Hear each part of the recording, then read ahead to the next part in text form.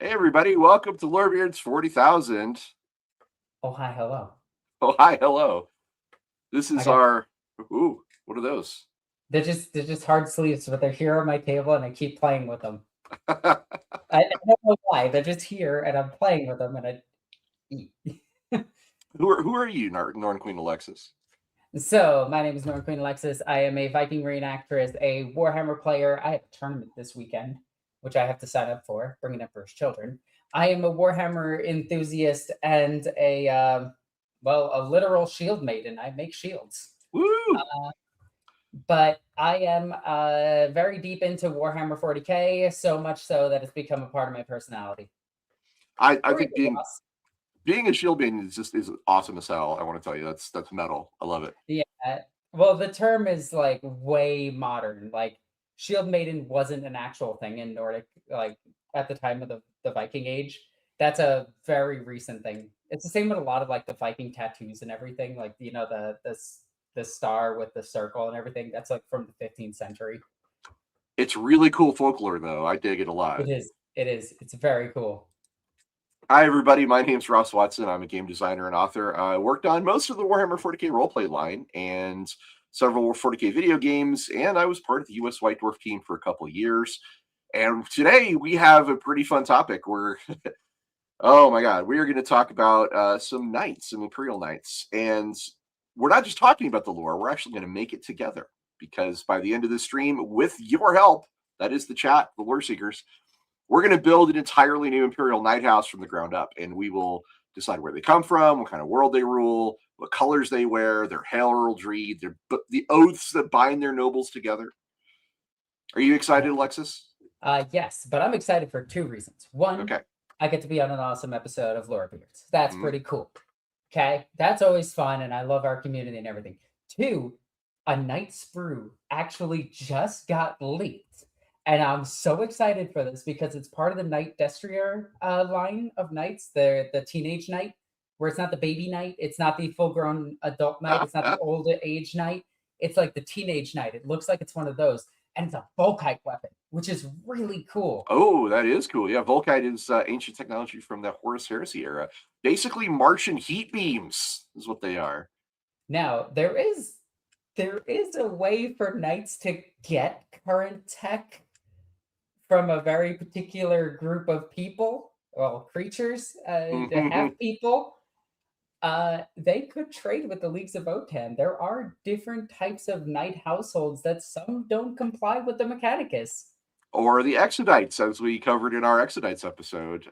Yes, we do have to talk about the Exodite in the room because that lore is kind of maybe canon, but It's probably not. very old lore. It comes from like the late 80s, early 90s. I would be shocked if they went back to it, but you know what? I've been shocked before. Yeah. Let's see. I had the date of that when it first appeared. It's a White Dwarf issue 126, and that came out in 1990. Yeah, see the 36 years ago. Jesus, what even is time? Yeah, look, don't you say those numbers. That's the year of my birth. I don't want to hear that. Oh my God, I was 15. Oh my God. Cool. Scary, scary. All No, but right. we do gotta set up. We gotta talk about knights. So what the Yeah. heck is a knight? Well, a knight is a big ass robot that might be a man of iron in some lore, but isn't in more modern lore. They're kind of their own thing, and the Leagues of Votan kind of took over the men of iron lore. We have a great episode with Yeah. Victor, which is Alexis's fiance. He's a great dude. And we had a great discussion about the Leagues of Otan. And one of the things we did talk about towards the end of the episode was a really interesting fan theory that the Votan may be the Men of Iron in using the Votan as using the kin as sort of a biological disguise, which is just awesome. Well, there is one problem with that. Just The one. only well, there's several, but we kind of sort of okay. So the Men of Iron, because we do have to talk about this first. The Men of Iron are it's a Transformers reference in 40K. That's what it is. That's the whole joke. The Imperium defeated like the Transformers. And that was the joke at the time, and they went on. It's kind of like how Emperor Palpatine was the first emperor to die in Warhammer. It's really funny, it's a joke, and that's it. But fans kind of stuck onto it, and GW kind of, for some reason, kept trying to explain that lore. And each and every single time, they kind of stumbled into making something different. The Leagues of Votan having the Iron Kin, which the Men of Iron, Iron Kin. Oh, is that a connection? Maybe. What is it? U5741, the Man of Iron, the actual Imperial robot. I have like 3 of them. Yeah, from the Blackstone Fortress box set. Yes, is an actual Man of Iron, a thinking machine, but he hides with the Mechanicus. Like, he literally just hides with them. And they just think he's a dumb robot because he has old programming, but he put all of that stuff behind him so that, and just tricks the computers that they use. And then we have the thing that the Dark Angels have. But there are several novels that hint, and I got to make this clear, Titans and Knights are kind of different depending on the time period that you look at them. Well, the modern era, they're very different. Modern era, they're very different. When they first came out, there were Knight Titans, which was confusing for everyone because they were troops for the Titan legions. But now they're not that, but they're still that, sort of. So Knights are, well, the connection to the Man of Iron is that originally, well, some lore hints at the Warlord Titans and the Titans being Men of Iron, being thinking machines, that they simply ripped out everything and put a cockpit in. The novels go into this a little bit with the Knights themselves having thought processes and everything from all of the princeps that have been within them and forming their own like thought patterns and everything and protecting their princeps. A princeps is a pilot of a knight. No, princeps or are a scion. Scion. Yes, Scion princeps are Titans. Yes. Different thing. Yeah. They get pulled into the machine spirit of the knight itself, being protected from demons ripping apart their souls, maybe. Yeah, the device at the heart of a knight is called the throne mechanicum. And on that device is where you sit, and what it has interface cables and things to plug your mind into the machine and make the knight suit essentially an extension of your body. And what Alexis is describing is that in a lot of the books about knights, the former scions who have piloted that knight have left echoes or imprints of their personality within the throne mechanicum. And sometimes these can speak directly to the pilot and even guide their actions from time to time. And this is very similar to how echoes of former princeps echo within the Titans themselves, which is something that Dan Abnett came up with. Hey, Dan Abnett reference. When he was writing the comic Titanicus. Or I think it might have just been called Titan, actually, at the time. Right? It was just Titan. It was one or the other. Yeah, it's a really good graphic novel. If you haven't read it, it's very, very good. Now, there are instances of knights activating weapon systems that are not known to be on Titans or knights at all. And it's very confusing for everyone around. And then they check on them and everything, and they're like, oh, they can't do that anymore. What happened? It's also like how Space Marine land raiders can act without their crew or anything and just drive up and rescue Space Marines. And it's like, well, did that actually happen, or is the writer putting that forward as the idea, or is the servitor that's inside the machine still active? So the machine spirit is one of those things where it's like very strong within Knights, Titans, and certain other War Walker class vehicles. I'm going to call them War Walkers because that covers the Sentinels, because the Knights' internal mechanisms are very similar to a Sentinel. For the physical movement that their slaves use, Knights employ a lot of slaves. It's a feudalistic serfs. Yeah, they're totally not slaves. They came up with another word for them, so it's fine. Helots. Yeah. Something like that, yeah. So, where did knights come from is a very confusing question, because there's 2 to 3 origins for knights, but the most current one that we know of is during the Dark Age of technology, human civilization spread out all across the galaxy, and it at this time they sent these gargantuan machines with them that were designed to do agricultural work and fight off invasive gigantic predators. These gigantic predators might have actually been the Exodites who took over multiple planets. It's hinted at that the Exodites are still part of their lore, but not really. But these giant machines, which were knights, were more meant for like digging trench works, bringing in agriculture, cutting down trees, blasting foes because they still had a weapon arm for some reason. I don't know what GW thinks construction workers do, but I'm pretty sure they don't use, las cannons as part of their day-to-day operations. So from there, those worlds that got knights on them, they would use those knights for a very long time. And when the Imperium finally came to them, they have formed their own civilizations around like chivalric codes, and it's knights. It's Bretonia. That if you're a Warhammer Fantasy fan, it's Bretonia. They are Bretonians. Fun fact: all of the feudal and chivalric and Bretonian flavor that comes across with knights is actually in the lore. It's built into the Throne Mechanicum. The neural bond between the pilot and the knight conditions the pilots towards these ideas of superiority and honor and duty and fealty. So the chivalric culture is not just tradition, it is actually shaped by the machines themselves. Big Bretonia. Yeah. But it doesn't stop there. So when the knight households got contacted by the Imperium handed a lot of them over to the Mechanicum, which then handed a bunch of them out to other worlds and everything, which now they could start producing knights and everything. They started producing them for certain worlds, but the knights fall into like two different households, two different like ideologies. One follows the Imperium, the Questor Imperialis, and the other follows strict codes of the Mechanicus, which is called Questor Mechanicus. Hey. They do have some different knights between them, though these knights aren't exclusive to the belief system.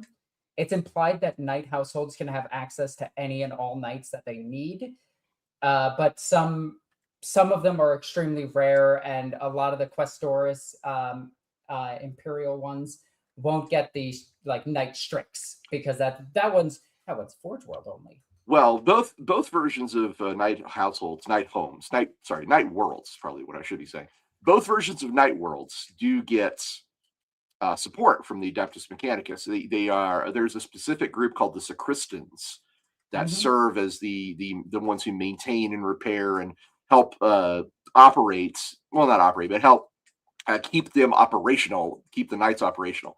And they are a specific form of tech adept from Mars, but the Night World as a whole either owes its ultimate allegiance to Terra or to Mars, and that's really the distinction there. But for the purposes of today's show, we're talking about a Questor Imperialis. We're talking about a Forge World that owes its allegiance to Terra specifically. But we're going to help build it with you, the chat, because we need to find out, are these proud frontier lords who care more about protecting their own people than obeying some distant authority?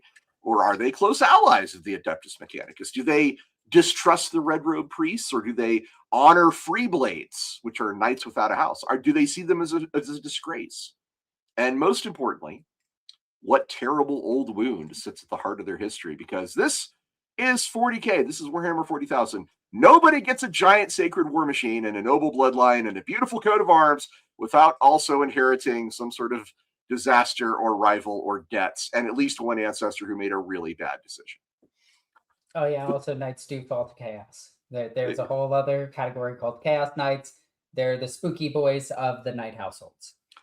So here's how today's going to work. We're going to present a series of choices for the chat. You guys vote, and whatever the Council of Lorebeards decides becomes canon for this house that we're creating today. We're not going to build the most efficient army list. We're building a story.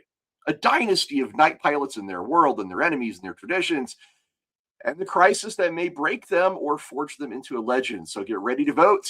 Get ready to argue passionately about heraldry and colors, and get ready to discover whether the chat decides to create noble defenders of humanity or an unstable aristocratic death cult with access to walking cathedrals and thermal cannons.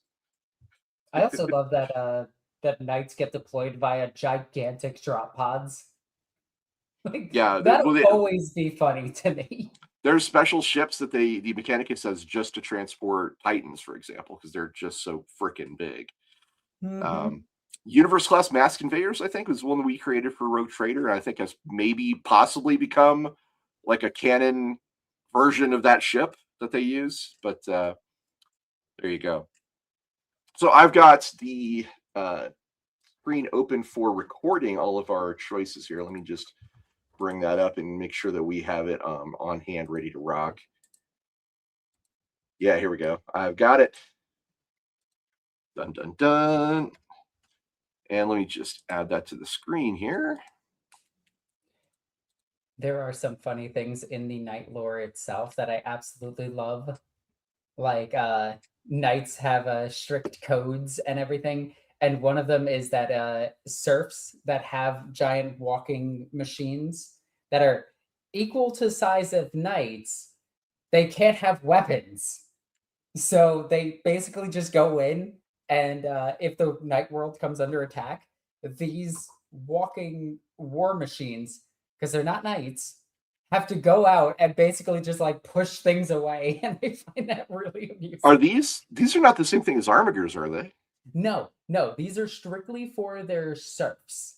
Oh, okay. But they have suits for their servants, which is amazing. Yes. Holy shit. Very high-ranking servants, mind you. But it's the ones that pick up their weapons and everything. They're basically knight forklifts. Right. Well, yeah, the guys that like squires almost. Although squires are a role that exists within knight culture, and those they typically do drive in a full knight. But like lesser squires, I guess, is maybe a better way to put it. Yeah. It's really funny. I also just realized I didn't have my mic in front of me this entire time, so I was probably really quiet. You sounded like you were way at the back of a concert hall. Yeah, sorry about that. I did not have my microphone in front of me. Did you want to talk about the Exodite connection? Okay. The original lore for Knights comes from 1990, and it stated that humans landed on planets that Exodites landed on. Exodites were the ones that taught them the chivalric rules and everything, and when the humans bastardized that, they made the Knights, and they tried to copy and emulate Exodite culture as much as they could, and in doing so made the knight households, which would then fight the Exodite knights. And this was all for Epic, which the Exodites weren't really playable in, which is the Exodite Titans. They were only their Knights and Titans were a thing. If you want to see us discuss this in much more detail with pictures, we have pictures of these old models. Go check out our episode on the Exodites for 40K. Because that was a fun one to cover. Do we want to jump into a couple super chats before we put up the first poll? I think we only got the one. We have the one. Yes. Dynaman, welcome. He says, my suggestion. So West Africa has a history not of knights per se, but of noble heavy cavalry. As such, House Kaita of the planet Sahel, named after the Kaita dynasty that used to rule the Mali Empire in the Sahel region of Africa, in which the Mali Empire was based. That would be pretty rad to have a less specifically Western European style household. That would be pretty cool. I think my buddy does an entire household that's based around feudal Japan. Ooh, even cooler. I like both these ideas. They're both very cool ideas. Thank you, Dynaman, for bringing that one up. I like it. All right, so I am going to put up the first poll, and we are going to get this show started. Here we go. How did the Night House come into being? And our options basically boil down to it could be a gift of the Mechanicus because the house was raised by a Forge World as a reward for a noble bloodline's ancient service, and maybe the knight suits were like an act of gratitude or obligation. Some kind of ancient debt would be kind of fun. The second one is the idea of survivors of a lost crusade. So the founding nobles, maybe they were stranded warriors of a great crusade era expedition, salvaging or inheriting their free suits from a shattered war machine graveyard, and they built a suit out of what they could scavenge from parts and defend it against all comers. I think I kind of like that one, to be I honest. actually really like that. Then there's a feudal dynasty ascendant where the house kind of grows organically out of a powerful feudal family that already ruled this particular world. And the knight suits are passed down as the ultimate expression of noble knights and armored inheritance. Yep. That would be pretty fun. And then the last one is the most unusual, which is born from rebellion. This house was forged in some form of defiance. They're Punk house. yeah, it's Spider Punk. Yeah. Maybe the nobles seized their suits from some sort of collapsing authority, and they've never really fully answered to anyone else ever since. Is kind of it is definitely your emo girlfriend or your teenage daughter having her moment where she's like, "I'm gonna rebel." Damn, what the hell I do mean, I fall into in that category? I mean, boys rebel too. I don't want to, I'm not going to make it like a full thing, but I'll get your votes in. So in about 30 seconds, we'll shut it down. We have a clear winner already. Dun-dun. Yeah. I Uh, still think one of my favorite things that I in researching this is how many knights a knight house has. And at first I thought it was going to be in the thousands because knight households have to be huge to be everywhere in 40K. Nope, once again GW doesn't know how army sizes work in a galaxy. So knight households typically have between like 110 to 500 knights. 500 being like, holy crap, they have so many knights. And that's a it's lot like, of knights. it's one of the biggest. And then you have more commonly that a house only has like up to 100 active knights. The ones with like 500 knights, the only one I could find, I can't remember the name of it, please forgive me. But it didn't have enough seneschals or scions to pilot them because they kept dying. That can Like happen. they just had a whole bunch of them just in a closet. Like we can't birth nobles quick enough. See, here's the thing: machines can be repaired, but people who are compatible with the Throne Mechanicum and the culture that supports it, that can be a rarer thing. That can be a harder thing to come up with. So, yeah, it's Also, entirely possible. Also, I do want to say thousands would make sense. And the reason for it is that when a Forge world has a planet, the surrounding planets are typically night worlds, which I thought was really cool. I was like, okay, that's pretty cool. So like one or two planets around it out of the entire system is probably like a night world. That's super cool. That's rad as hell. To protect them, the Forge world, you only have 100 knights? Nothing. Now, keep in mind, this does not count for armigers. I was gonna say Armigers, 100 knights is not nothing at all, though, Alexis. That's actually quite a lot. no, it is a lot. Don't get me wrong. That's like, I mean, if you can imagine 10 knights being a significant force, and it is, Yes. 100 knights is 10 times as many. That's 10 whole squads, if you will. But like those numbers compared to the galaxy is Okay, incredibly low. true. That does track. That does track. It's kind of like it's kind of like when you find out that there's only like at most 1,200,000 Marines prior to ninth edition and no 8th edition and no prior just to the 7th era edition and below. Indomitus. Yeah. I forget when the era Indominus actually happened. It was 8th edition. But there was only 1,200,000 Space Marines. And it's like, that sounds like a lot. And then you realize the Imperium has 1,000,000 worlds and they're under its control at any one time. And there are more than 1,000,000 worlds in the setting itself. And it's like, so that's like a Marine for a planet? That's not enough. Well, yeah, it gets a little wild when you start thinking about the numbers. Let's stop the poll here because our answer is very clear. It is the survivors of a lost crusade. So we've written that one down. That is how our night came into being. Our night house came into being.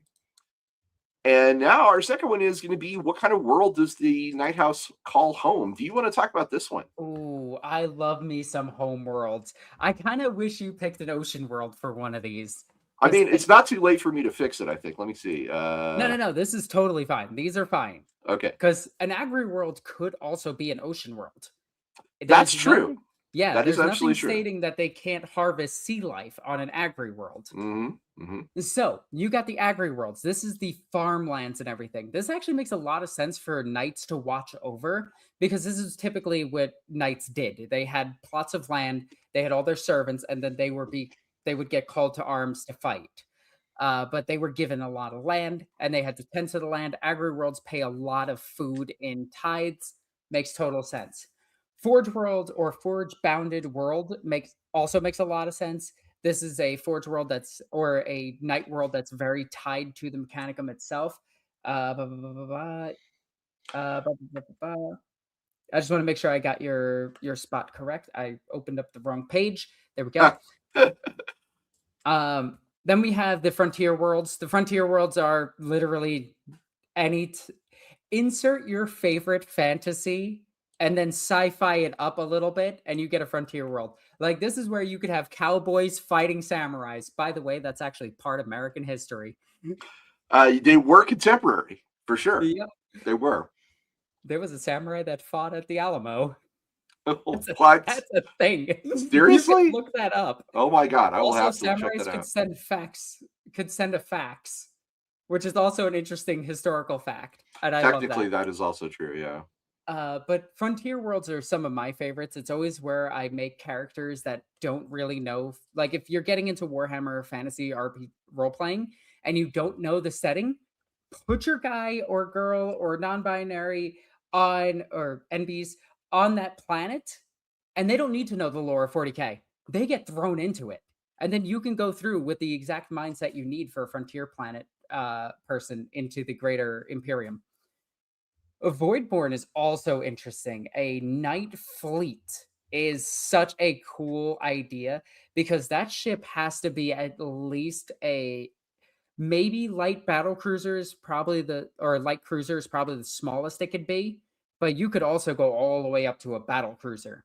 Well, your fleet can have escorts and frigates and things like that. They just probably wouldn't be where the nobles live. That's that might be where my servants will send a shuttle from the kitchen ship with the service food tonight. Abelard, send a shuttle. Right. Or this could also be, of course, some planet that has a lot of orbital habitats. It could even be like a drifting Ramillies class starfort or something like that. It can be a single large entity as well as a fleet of ships. Do you know what else it could be? A space Hulk. Hey, that is absolutely possible. God, that would be frightening. Would be a weird night house that lives on a space Hulk would be really rad. Actually. Yeah. God damn. Now I want to write that book. Oh Right? my god. That sounds awesome. Like you just have a free blade that's stuck on one, fighting all the monsters within. I dig it. That would be really cool. All right, get your votes in. I'm going to cut this one off in about 30 seconds, and we'll have to figure it out from there. I suspect Biofoot. Where is Biofoot? Like Biofoot should be here voting for the fishmen on the Agri world. I like this comment. It says Abelard prepared the submarine. I desire deep sea snow crab for dinner, fresh caught. That is All really right. funny.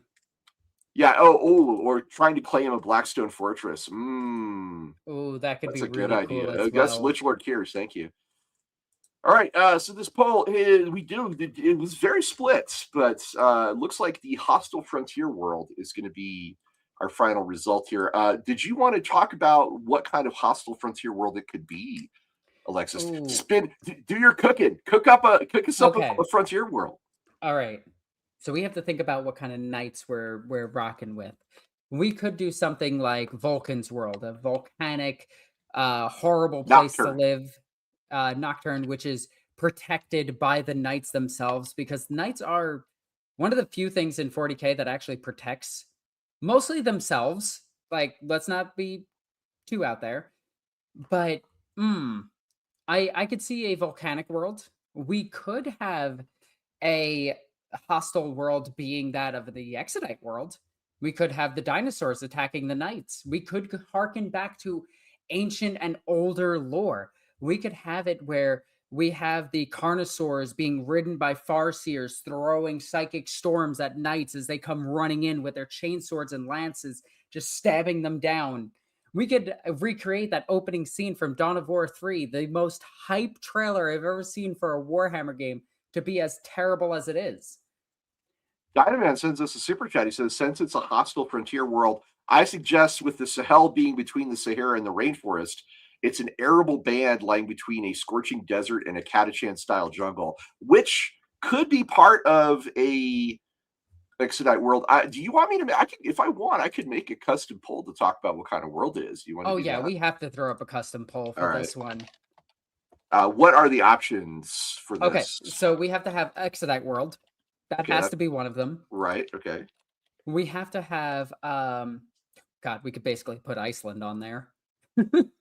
A frozen world that is also volcanic. Yeah, that's Iceland. Frozen world with volcanoes.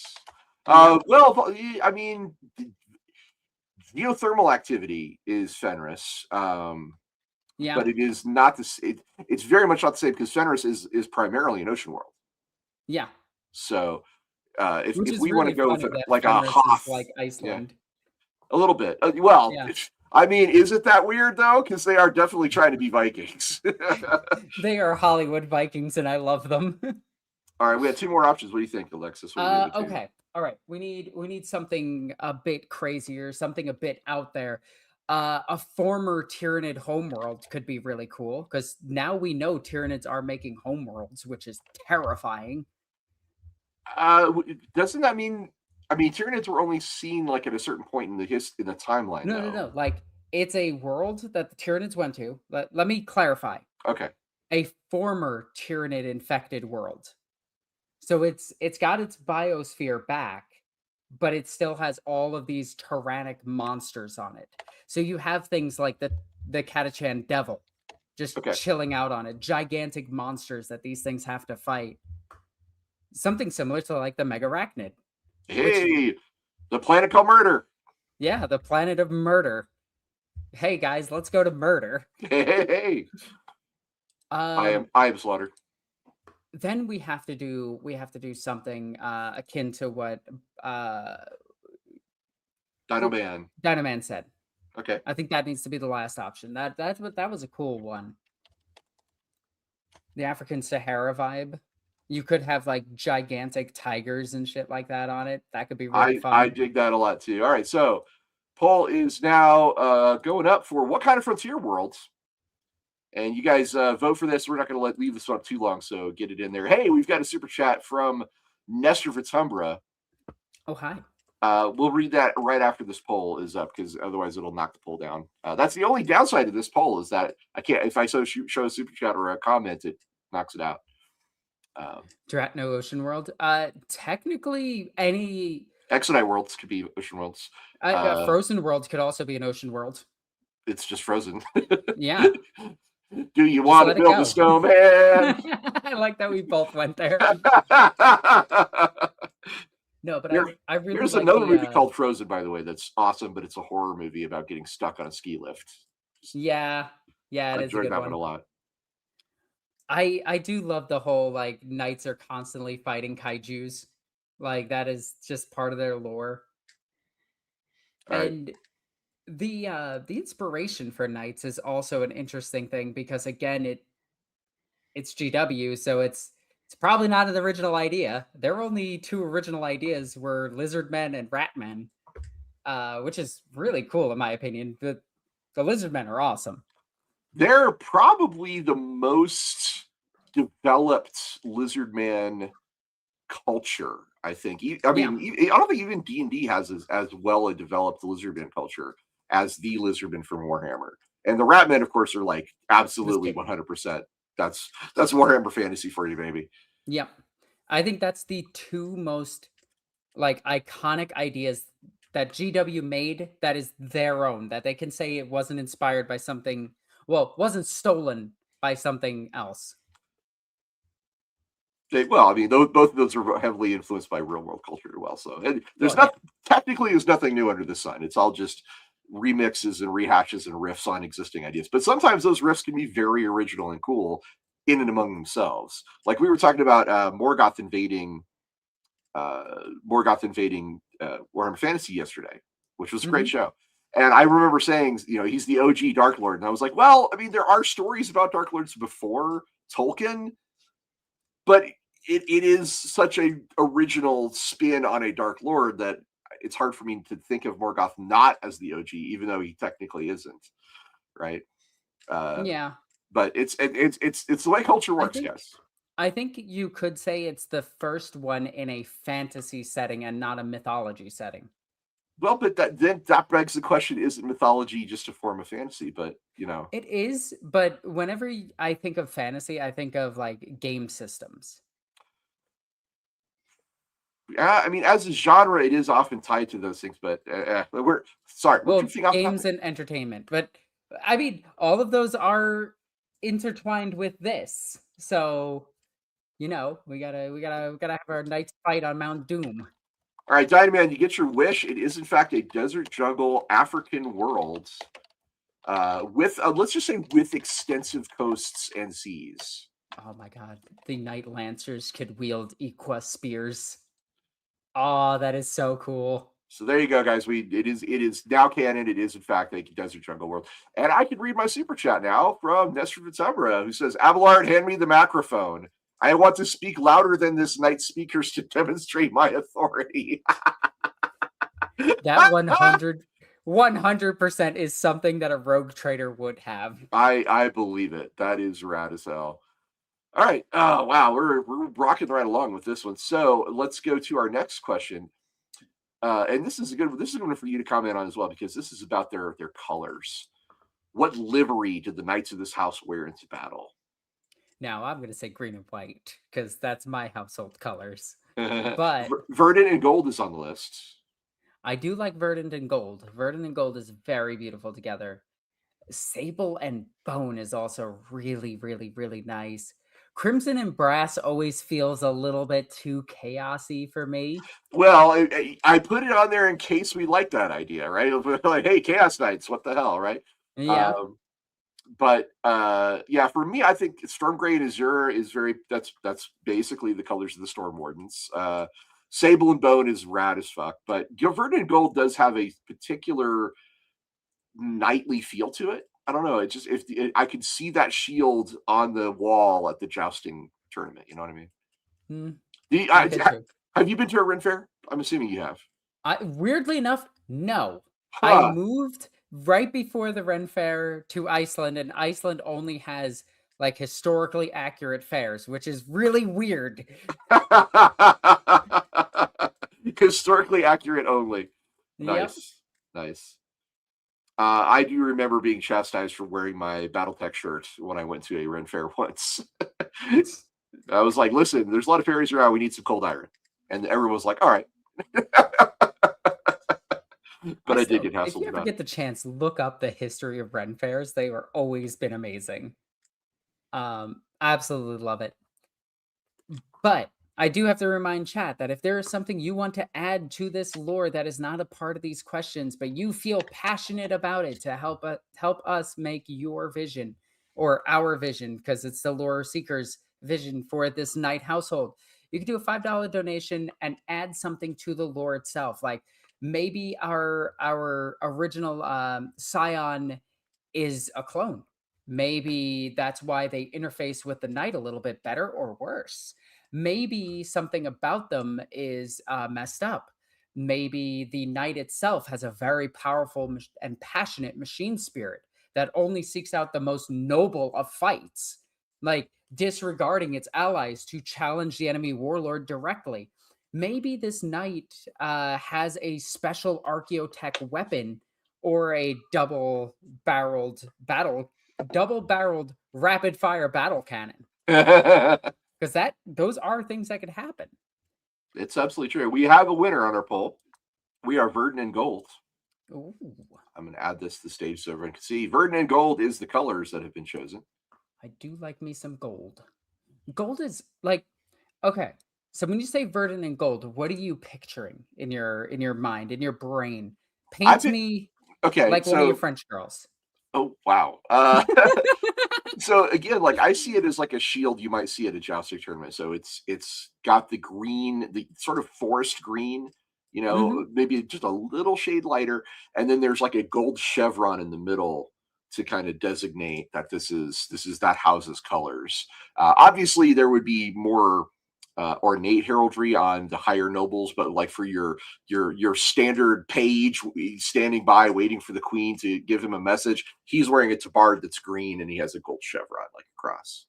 All right, I like that. I like that a lot. I'm down for anything that's green, as you can see by my shield. Mm. So I'm so down for that. Okay. Why is somebody messaging me while I'm streaming? This should be off. Sorry about that. Our current poll is for what symbol marks the knight of every house. The household needs a cool symbol. It needs some kind of special emblem. And right now we've got the broken chain, the watchful eye, the rampant beast, or the sundered crown. And each of these, of course, can have a story behind it, which I'm hoping we will develop as part of today's show. Now, I Oh, got one for the broken chain, okay? And hear me out. Broken chains could be like this knight household was originally loyal to the Mechanicum and now it isn't. It is broken free from the hold of the Mechanicum and now seeks adventure of its own, or seeks servitude of its own, or battles of its own. Or those chains could be tied to the Imperium, where they don't believe that the Emperor is the Omnissiah, and thus broke their chains from the Imperium only to join the Mechanicus as being more towards them. Or it could be that this knight household fell to chaos during the Horus Heresy, only to break ties with that and fight against their former allies and battle in the eye of, well, not in the eye of terror, but battled for their homeworld in some kind of civil war. The watchful eye is Sauron. Like, let's go, it's Sauron. I do describe it in my head kind of like as a tower with an eye at the very peak, as an emblem of warding and watchfulness and vigilance. They are the outer guards at the gate in this case. They're not Horusites, although maybe they might have been in the past. You never know. Uh, the broken chain, of course, is a big one for me. I've always liked the idea of freeing people from bondage or uh, something along that. The ideas of the ideals of freedom. The rampant beast is a very classic one for knights because it usually involves like a lion or a dragon or something like that. You know what it should be, though? And A hear kaiju? me out. No, no, no. Hear me out on this. It should be a snail. Okay? Why a snail? Look up historic snail artwork. Huh. There are knights that fight snails. And I'm not kidding. This is actual history. And it's really funny. Most places use like the lion, the boar is another really common one. The dog, the wolf, the fox. Those are all really common. But hear me out, snail. Well, it looks like we have a winner. I'm going to shut down the thing in just about 30 seconds to get your final votes in. But it looks like Rampant Beast is in the lead. Let's see here. I think we could. Do we want to do a separate poll about what kind of beast? Yes. Also, thank you. All right. We did get a super chat from our good friend Dynaman, and I should put it up here. He says, if you're looking for ideas for heraldry and color patterns, I've just posted some images of West African cavalry in the Lorebeards fan art channel, and I can bring that up. Let me quickly see if I can share my screen here. And that is I'm sorry about the size. I don't think there's anything I can do about the size of it. But these are the images that he's talking about, which are very cool looking. I really like the purple one you just showed. Yeah, that one. That's hot. Yeah, I like that. I like that a lot. So thank you, Dynaman, for giving us some examples. That's super cool. We got another super chat. All right. It says Super Arlock. Obviously, they're led by a knight Asterius. So much like my homebrew night house, they will always have a character who will never show up to the table. Alexis, what is a knight Asterius and why do they never show up to the table? Good one, Super Arlock. That's the biggest one, isn't it? That is. Hang on, let me make sure I get this correct because I wrote them all down, and I want to make sure I get the name right. But that is That's Armigers.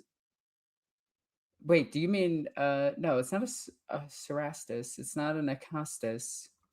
The What Cactus is? Knights are the biggest ones, aren't they? Yes. What is this one? The Astraeus? Yeah, it's an Acastus Knight. It's called it's an Acastus Knight Asterius. It's a massive, super heavy pattern of knight deployed during the Great Crusade and Horus Heresy era. It's the one with the giant forearms. What? Do you want a picture? Yes.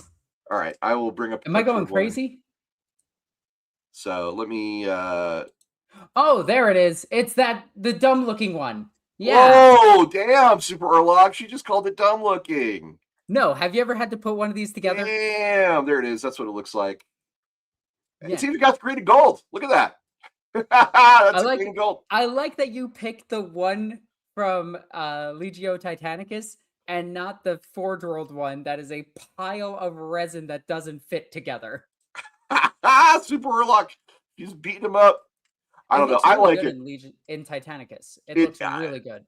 I don't mind the way it looks in the form that I showed you. I'm sure there are versions of it that look a lot worse. That's probably Oh, no, true. no, no. I'm strictly talking about the model itself.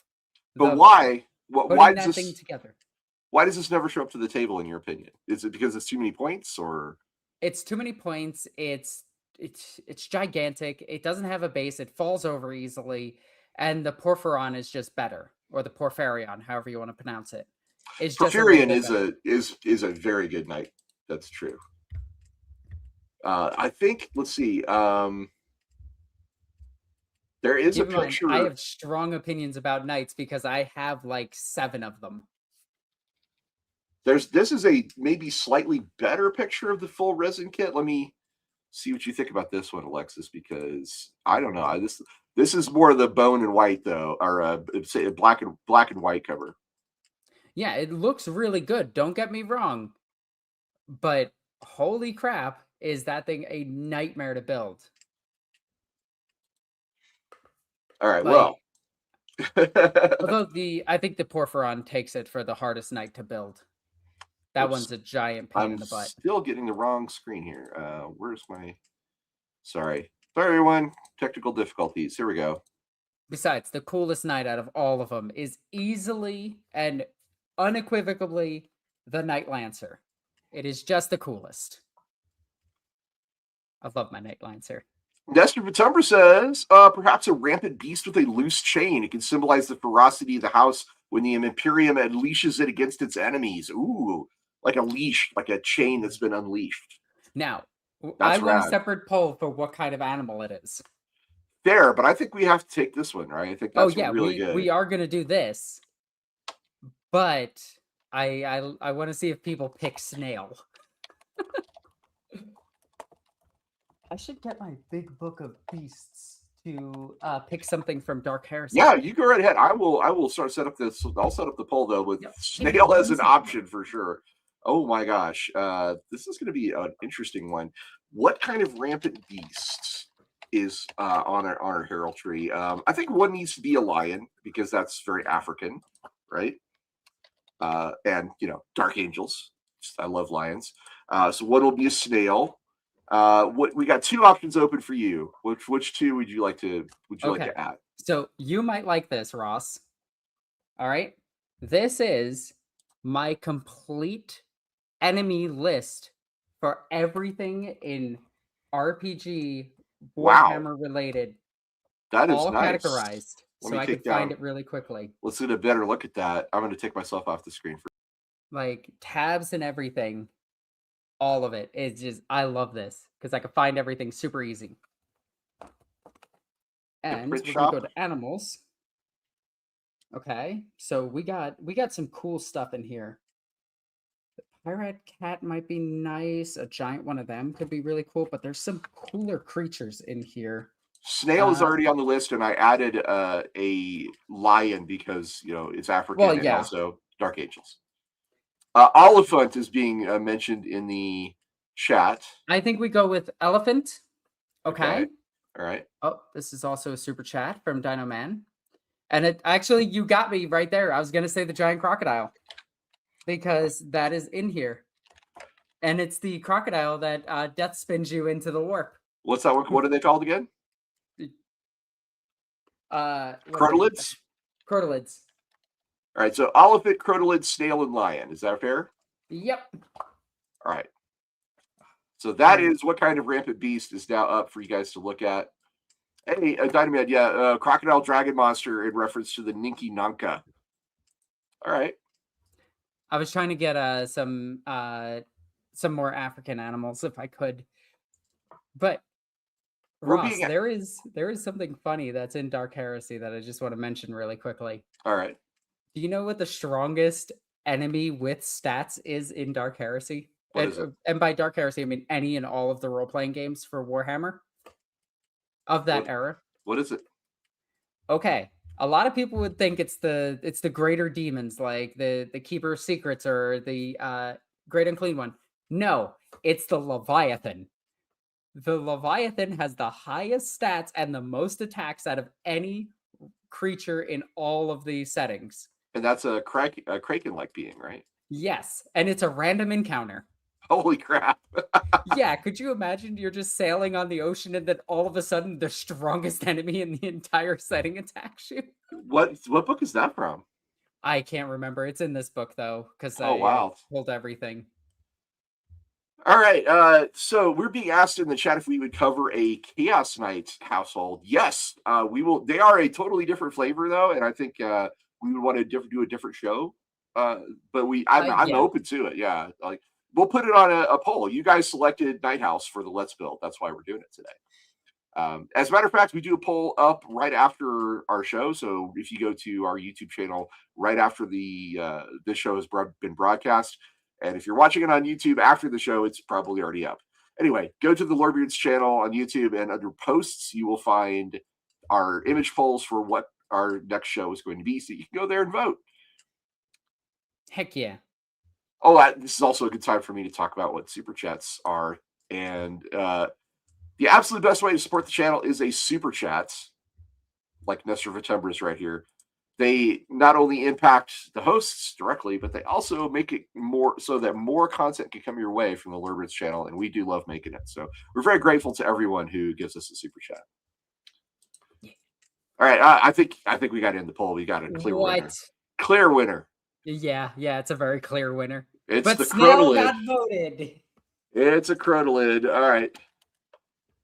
I did like somebody saying that the chain might have been added post heresy as a we don't know why maybe, but Yeah, I like that a lot. I think I will make that a canon. The chain was added post heresy for unknown reasons. So let me bring up the stage here. You can actually see where we're at. Boom, there it is. That's our rampant knight. It's a crotolid. All right, now moving on. We've got another poll to bring up. This time we're going to talk about and I know Alexis is very ready for this. What class of knight suit defines this house's way of war? Oh, why would you do this to me? Because you said you knew about these. Yeah. That's why. So the knight errant and gallant are some of the more common knights. The paladin and crusaders are also within the Questoris household, so they are again more common. But then you have the Castellan. The Castellan is a much rarer, larger suit and more armored suit of a knight, but it is significantly slower than the rest of the knights. Weirdly enough, knights can run, which scares a lot of people when you find out that a knight can just like it's walking and then all of a sudden it just looks at its enemy and just starts running at them, which is terrifying. My vote would go to the Castellan. It's large guns. It has a volcano cannon in one hand or a volcano lance in one hand and a big giant plasma in the other and two cannons on its top and seeker missiles. Well, not seeker missiles, but they are guided rockets. Well, the fourth option does say rare heavy pattern, so that's where I would put like your Castus Knights. Yes, that would be like the Cerastus, That's the big boys. Yeah, the Porphyrion. Strix and things like that, the Porphyron, yeah. I would definitely put those in there. It looks like number 4 is like they have a lot more armigers than they do knights. But knight errants and galleons, they're still cool. They are the more common knight, but they are like they're really cool because they have the thermal cannon, and the thermal cannon's really cool. And I think it's the the Knight Crusader has the double guns. The Knight Paladin is double weapons, I believe. There's a question from chat asking which one lets us have spears to fight the kaiju. Giant spears. That would be number 4. Really? The Armigers. No, it would be the Cerastises. The Cerastus, they have big spears. The Knight Lancers. Okay. Yeah. That's where the Lancer is. But technically, all of these can include the newest Knight, the Destrier. So the Destrier also has a spear and is rocket boosted, which is hilarious. Can you find an image of a Destrier for us? I'd kind of like to see that one. Yes. Let me just find it really quickly. I got everything ready and then couldn't read all of my tabs because there's like a billion of them. Hey, you're like a Votan. You have too many tabs open. Yes. Okay, let's just do this and be lazy about it. I'll just re-look it up and then find it later. Night Baron, Night Seneschal, blah, blah, blah, blah, blah. Where the heck are you? Knight Destrier. Wesley asks, why did they name a knight after a warhorse? Because the knight suit is kind of like the steed that the Scion is riding. They do kind of compare it to that over time. That's one of the reasons why Wesley's. All right, I think we're going to bring this poll to an end because we have a very clear winner. It's the Armigers and rear heavy patterns. So this is the Destrier. Ooh, that is a spear. Look at that thing. It is a rocket-powered knight, which is always funny to think about. This is the fastest knight that exists. And all it does is it just runs at you as quickly as possible, spears one thing, puts your opponent in knight jail, which is something that knights couldn't do. They couldn't jail their opponents. This thing can, which makes it really good. It dies turn 1, but it stops your opponent from moving turn 1, which is insanely good for knights because it allows them to get board presence and at the sacrifice of like 1 knight, which is totally fine. Yeah. I love this little guy. Very cool. And I've already added to the list that Armigers and rare heavy patterns are what our Knight House uses. Yeah. Because you have your knight suits, you need to talk about how they work with the sacristans, don't you? The sacristans? Yes, those are the specialized tech adepts that work with the Mechanicus. Right, yeah. That they are the repairers and the ones who keep the knight suits running and operating. Gotcha. All right. So let me get back up. God, I have too many tabs. You're a Votan. You're going senile. Let's see. I gotta find where we were. Okay, we are on. There we go. Yeah, number 6. Okay. We know what we skipped number 5. We'll have to go back to it, but no, we didn't. We did do number 5. No, we did number 5. Yeah, right? we're on 6. Yeah, we're on 6. So wait, no, did we not do number 5? I'm pretty sure we did. It's about the Titans. Yeah, it's just different wording.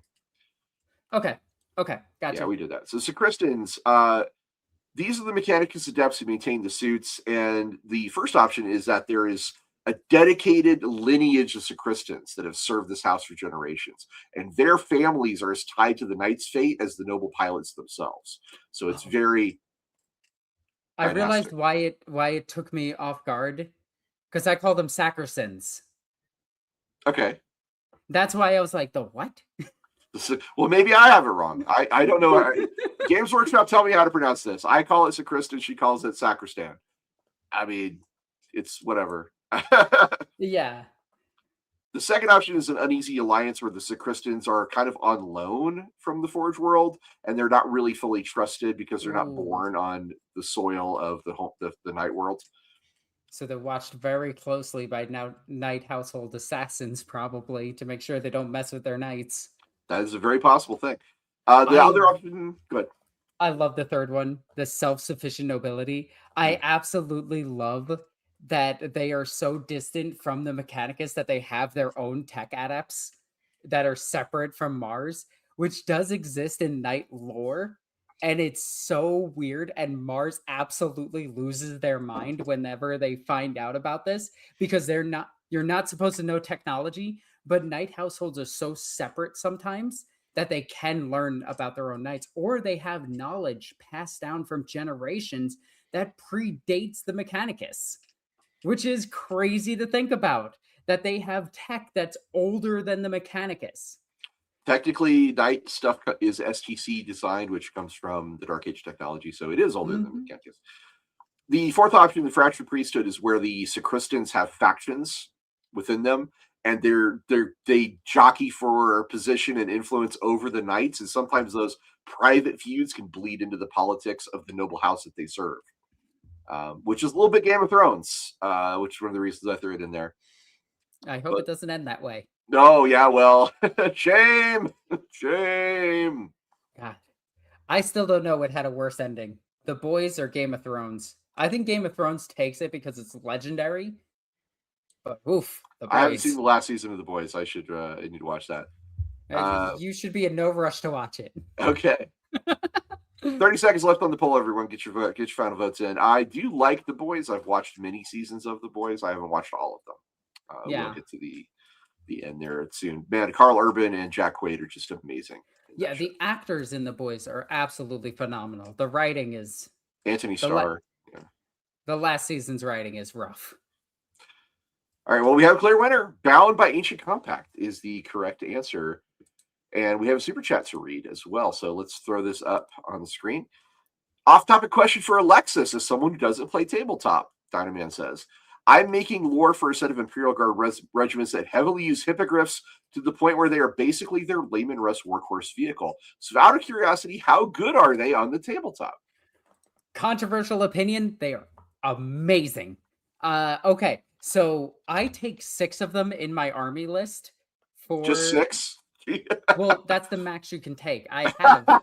so you max out your allotment. Yes, I have 9. I'm only allowed to run 6 because I use them in Heresy as well because they're extremely efficient in that game as well.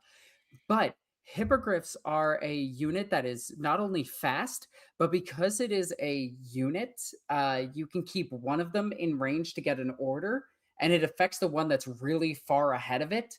So if you have something like, I'm saying a bunch of terms that I know you do, most of you don't play the tabletop game, but if you use Commissar Yarrick and his order to issue an order to everything within 3 inches, you pick the hippogriffs because their footprint on the tabletop is actually about this long.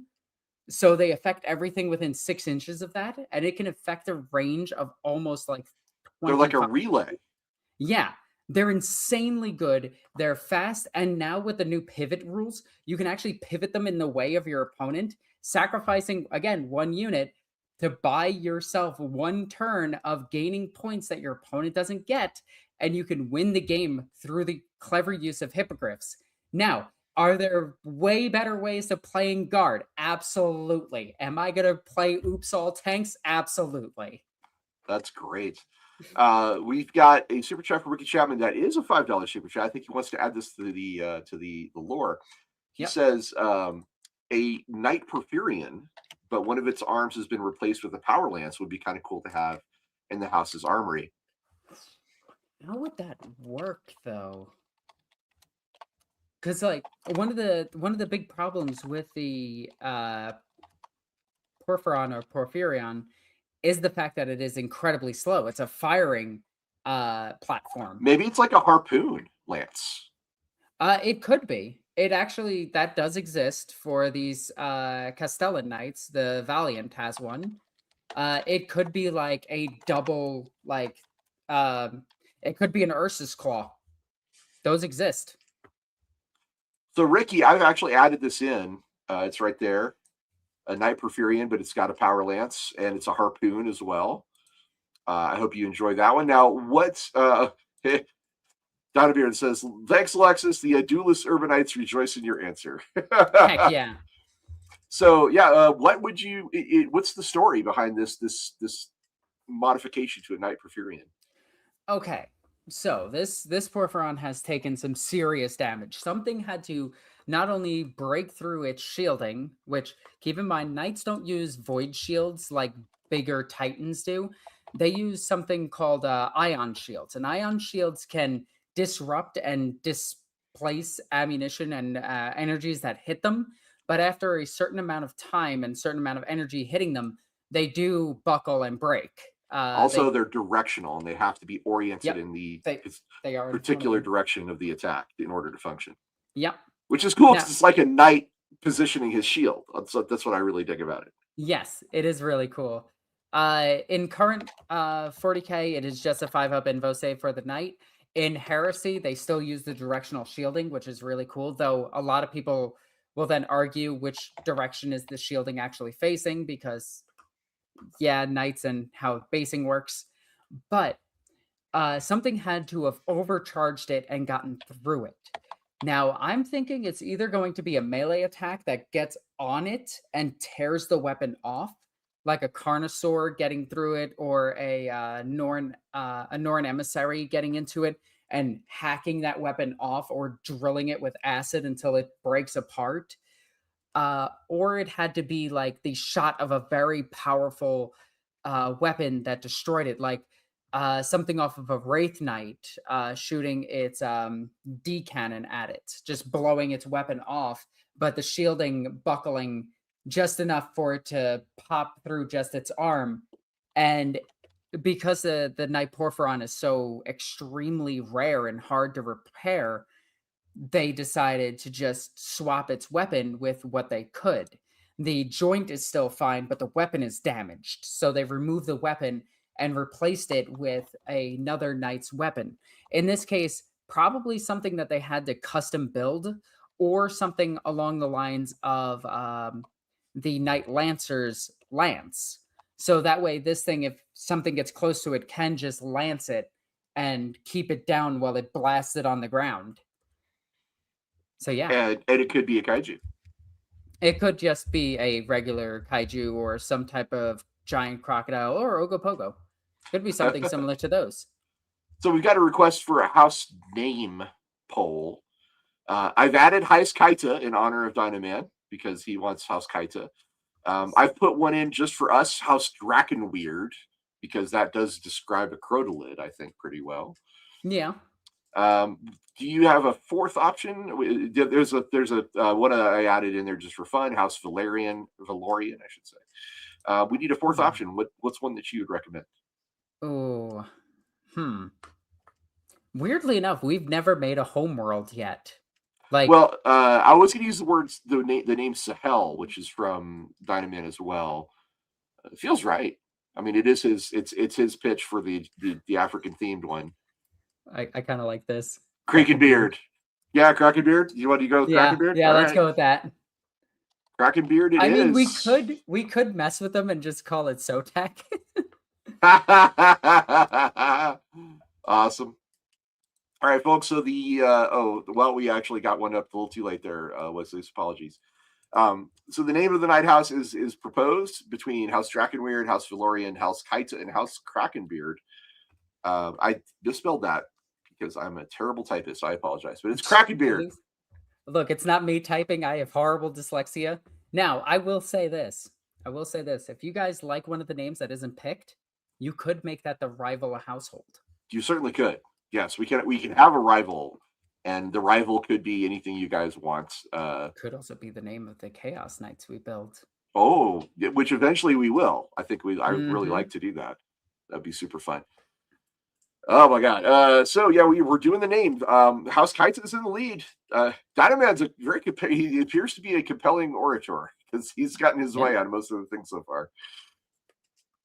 When you're talking about like African cultures and everything of that nature, like they have so many different mythologies that you could pull from, and some of them are absolutely crazy. The one I'm most studied in is the Zulu Nation, and Egypt. But that's I do love all of the coloring and everything you can get off of like African tapestries and everything, because you can get this knight looking super cool. Shaka Zulu was described as Conan of the Savannah, and he is a real badass. It's a true fact. Yes, raised on thorns. That's actually why I named the spear earlier the Ikwa. Because that's the sound of the weapon going in and pulling out your organs. I believe Shaka Zulu's weapon was called the Iwisa, if I'm not mistaken. But All right, so we've got a clear winner. I think we can bring this poll to close, and let's bring up where we're at on the stage. House Kaita is the name of the household, and the name of the homeworld is Sahel, bound by ancient compact, and we've got a knight Porphyrian with a power lance or harpoon, and our symbol is a crotolid who's been unleashed. I love it. So far, very, very cool.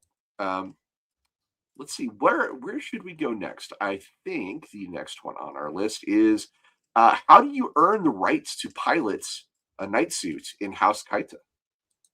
No, it's easy. It's so like you just pull the number out of a hat, and if you get the right number, boom, you get a port injected into the back of your brain.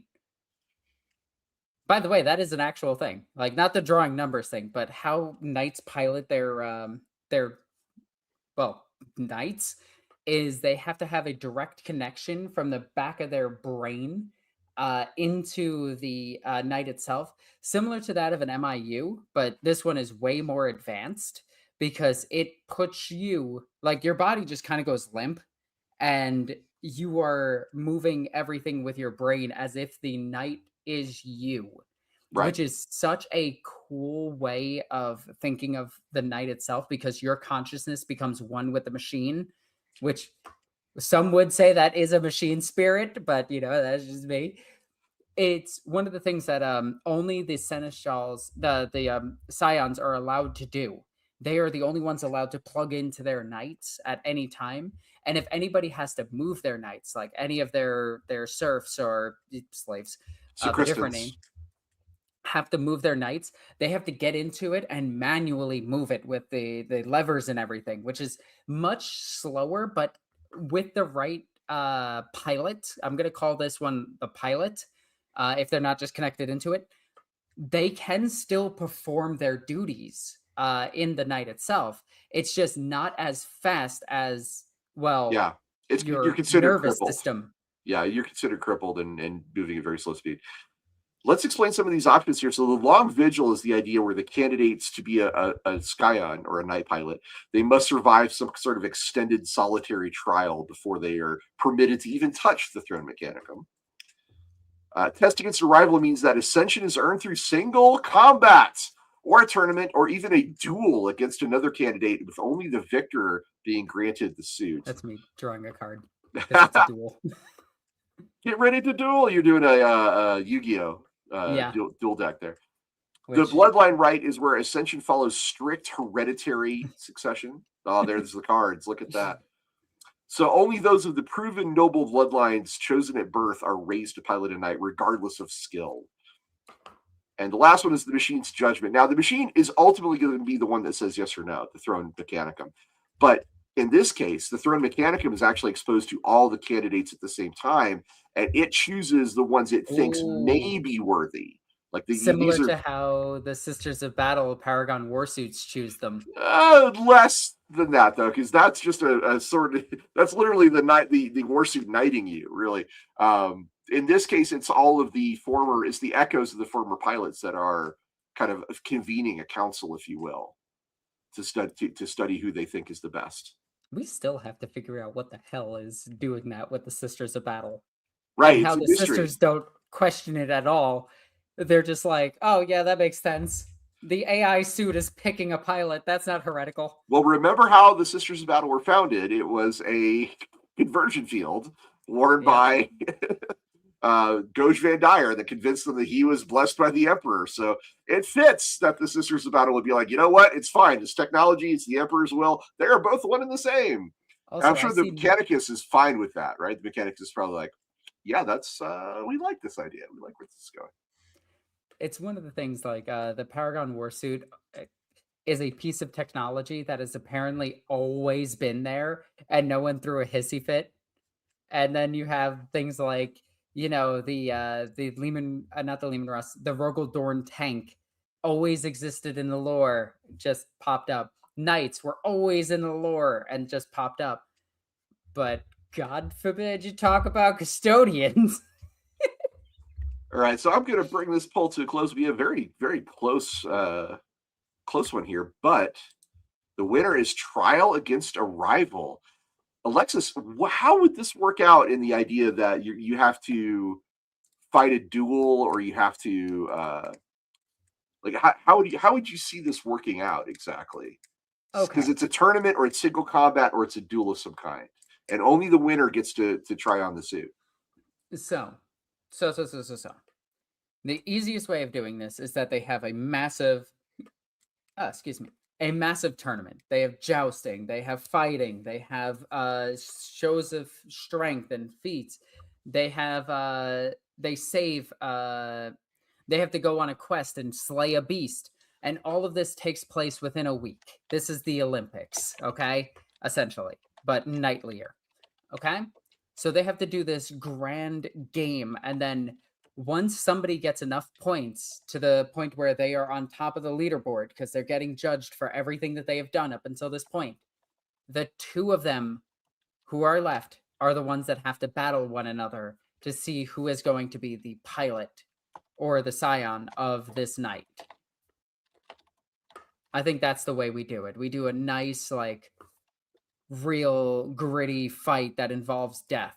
Like, that person that is fighting you is dying right then and there. And then the knight has to judge you whether or not you are an acceptable candidate. So here I've written it down: a week-long Olympic grueling trial where the candidates are judged on various tasks or deeds, and the top two scorers. It's kind of like Survivor Night Edition. I mean, it could be even broadcast across the planet as these. It probably is. Yeah, I dig it. In fact, I wouldn't be surprised if it was something that was broadcast outside of the planets itself, like on VoxTube or something. Dunman says, "Rock'em Sock'em robots with armigers." That is a very possible thing. The sacristans would be like, "Oh God, we got to fix all this shit." But yes, that is absolutely doable on a night world. But I like Captain Fumarks here. He says, "Fun, a grand tournament, regalia, lords, ladies, lackeys, and fanfare." It is a Ren Fair. I mean, obstacle course, basically. If you go this route, that's rad. Can I steal that? Can I make it a Ren Fair style obstacle course? Yes, add that to it. Also, Ross, did you know in the original Knight Codex it stated that only men could be knights? That's not surprising. And then that immediately went away when the Dawn of War 3 guys were just like, "We're adding a knight. She's gonna be awesome." And GW was like, "You can't." And they're just like, "Well, then we'll can the whole game." So that lore disappeared.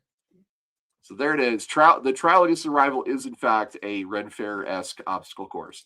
Cool. Congrats. We are doing great. I love what we're building so far. This is really fun. Now we've got a very controversial question, Alexis. Yes. Who rules the house? Dun, dun, it's me. Dun. So the traditional method of ruling a Night House is with a noble bloodline and with a particular hereditary ruler, the Baron or the Seneschal or the King, whatever rank you want to give them. And they hold their absolute authority over the levies and the lands and all the knights. And that's option one, which is pretty standard for most households. There is a possibility, though, that it's more like a council of nobles, the senior pilots, the landed families. Maybe they govern by consensus, or maybe they govern by democratic vote. Hear me out on this. The Council of Nobles is actually it's actually no human in the room. It's just the knights thrones. Up. Yeah, it's just the thrones. It's a council of knights in that case, and it's the thrones that are all making decisions. There's no way that could possibly go wrong, right? To put AIs in charge. No, not at all. In any way, shape, or form. Oh my gosh. Abominable intelligence has never gone wrong for anybody. The third option is the matriarch's word, where leadership passes through a specific bloodline, often the most eldest or most distinguished bloodline. And the head of that bloodline is, in fact, a woman whose authority is very rarely challenged. And this, of course, is very similar to some of the Game of Thrones stuff we saw with Summerhall, if you recall. Yeah. She's like, "I want Cersei to know it was me." I have yet to watch it. Oh, okay, never mind. Episode. Sorry. No. You tell these jokes to chat. I will never watch Game of Thrones. Fair enough.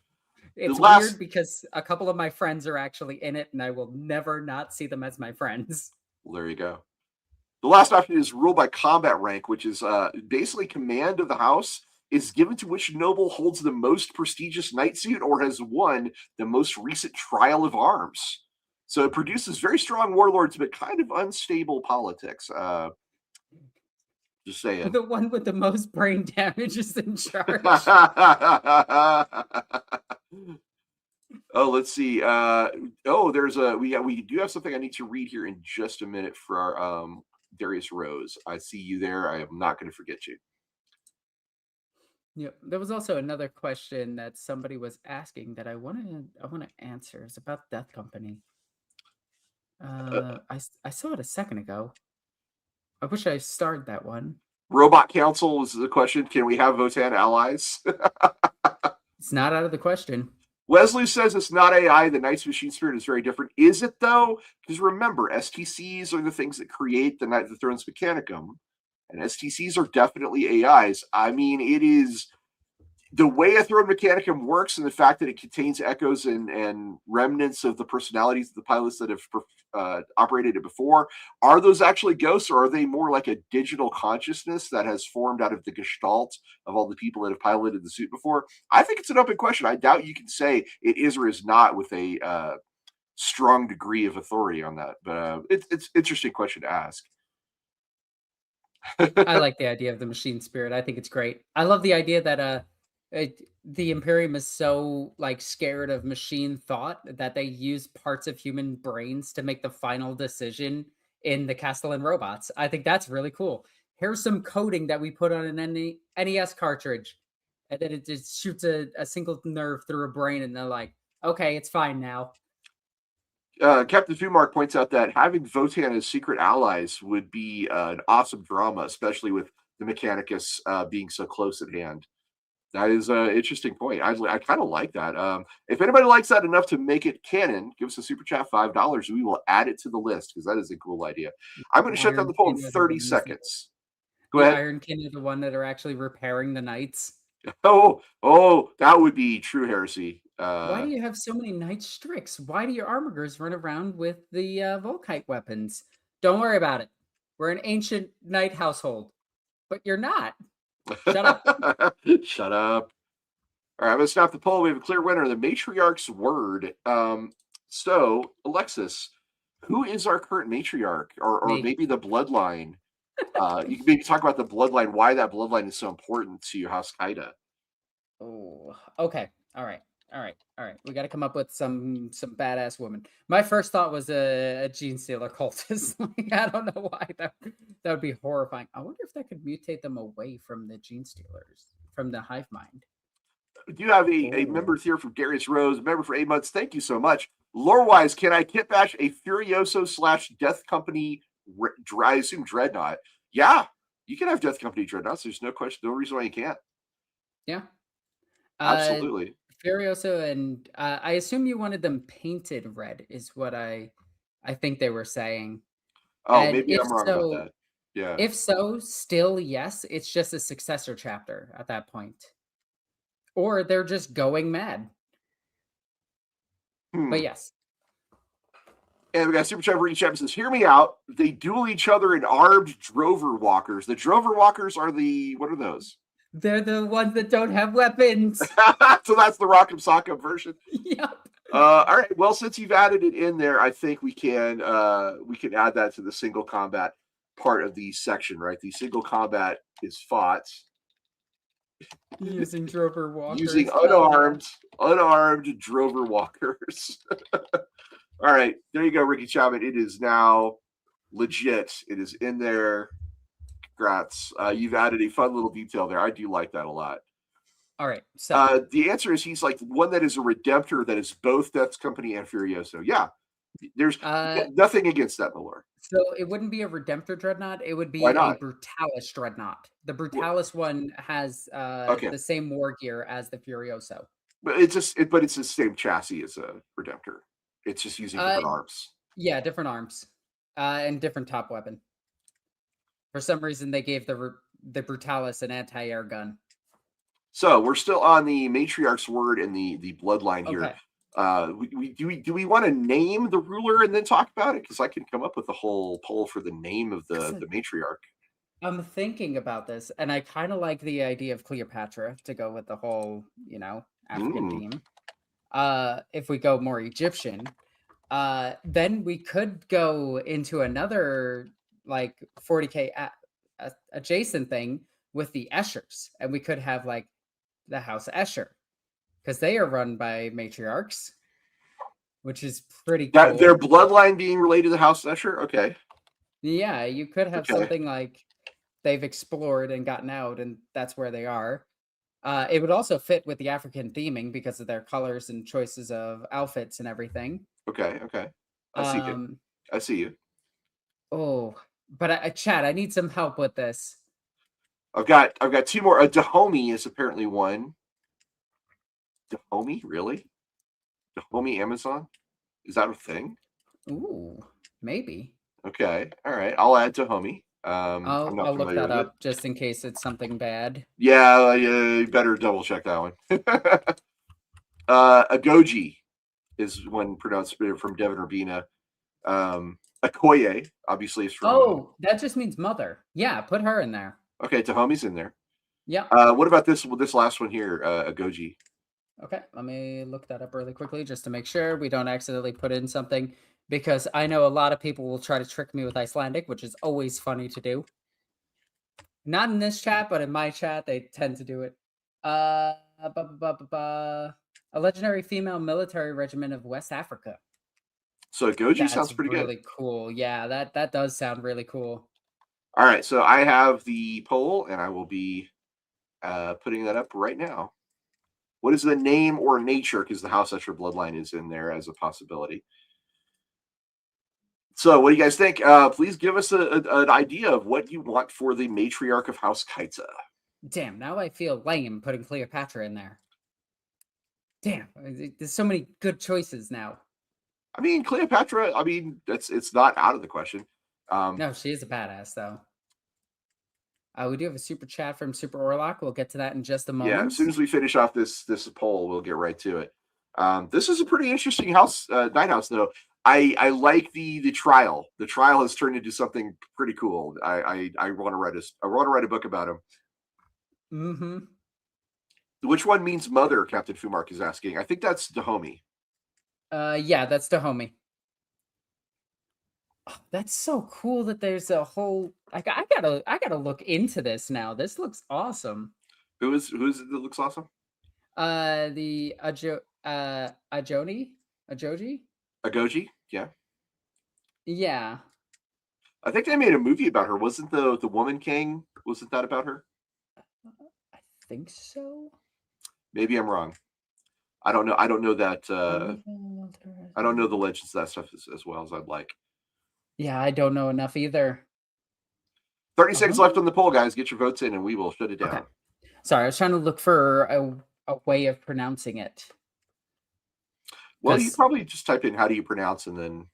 I did, but Google's filled with AI garbage. Oh, great! That's true. Yeah, which is always fun. All right, so the answer is Agoji. Her name is Agoji. Oh, hell yeah! What is her queen? I think. Do we want to go with that? Yeah, I think it's queen.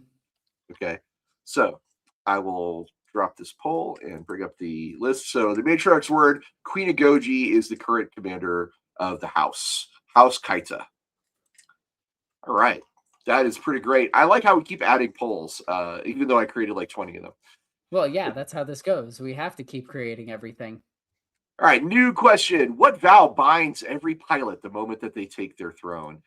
The vows are kind of the philosophy, if you will, of the noble house, because the oath of shielding is to protect the common people of their world. It is a vow taken more seriously than obedience to distant imperial authority. The oath of the machine, though, they're swearing fealty to the suits themselves before any living lord. The knights are the ancestors to be served rather than the tools to be commanded. Which makes sense since they make the military decisions. No, Queen Agoji does. Remember, we didn't go with the Council of Knights because that would have been really cool, though. Oath of the Throne, Oath of Terra, is loyalty to the Imperium and the God Emperor above all, and the House prizes its reputation for unwavering imperial service. And the last one is the Oath of Blood, where pilots swear loyalty first and foremost to their own bloodline, with all other obligations considered secondary. That is never, ever led to anything bad. Right? There's no way that could possibly go wrong, says Rouse confidently. I mean, out of all of these, which one do you want?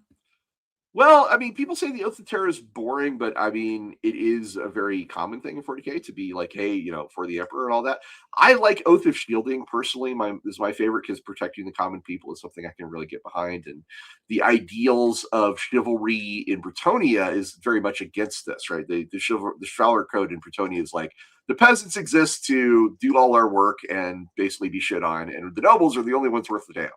So the Oath of Shielding is like the reverse of that, where the nobles are like, you know what? We take an oath upon the throne that the people of our world must be protected. They are the ones that we fight for. So I'm in favor of the first one. I like the Oath of Blood. I'm going full Bretonian on this. Peasants are garbage. If you're not related somewhat to one of the noble families, you're not worth anything. It's very imperialistic. It's very much like the worst aspects of knight households. And I love it. I'm here for it. I also imagine like these types of knights would betray like their allies with like Space Marines and things like that, where other knight households might swear fealty to them while serving with them. And I feel like the Oath of Blood would just be like, neat. We're fighting alongside some angels.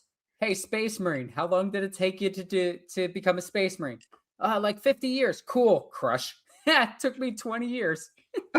Well, I got to a really cool obstacle course when I turned 16, and now I'm the pilot of the suit. Yeah. Go ahead. If I may, the coolest vow of knighthood, in my opinion, actually comes from the movie Dragonheart, where it is the Knight of the Old Code. And it basically breaks down to this. It is a knight is sworn to valor. His word speaks only truth. Let me see where's the rest of it. It's really cool. I know I have it here somewhere. I go with the Oath of Vengeance because I am the knight. Oh, well, that's the Dark Knight for sure. Oh, here we go. Yeah, his heart knows only virtue. His blade defends the helpless. His might upholds the weak. His word speaks only truth, and his wrath undoes the wicked. That is like my favorite night vow. The oaths are interesting because in tabletop wise, the oaths are actually how the knights fight. And if they meet their oaths, they get extra things on the battlefield. Sometimes it's command points. Other times it's a whole bunch of abilities that the knights unlock, which is super cool. I love the way knights fight in 11th edition. Captain Mark says he's getting vibes of Nimona. Nimona's that animated show from Netflix, right? Yes. Is there knight stuff in there? I should check that out. I haven't watched. I haven't seen Nimona, so that's interesting. I'm curious what the connection is there. Let's see. It's Devin, this show. Yeah. Devin Abita pointed out that Agoji are the women warriors of the kingdom of Dahomey. Yes. So I think that is from the Woman King movie where they had Viola Davis was the leader of the African Amazons. Basically, it was pretty rad. Techno Knights, says Captain Fumark. That's what Nimona's got. Okay, cool. I mean, Techno Knights are pretty cool, but Techno Viking isn't a. Hey, Techno Viking, you mentioned. All right, 30 seconds left on the poll. That is like old internet memes. Like that is in the archive of internet memes. I mean, it's like 19 years old at this point. Yeah. Oof. I loved it. Yeah, that's old as shit. Holy cow. What is time? How does time exist?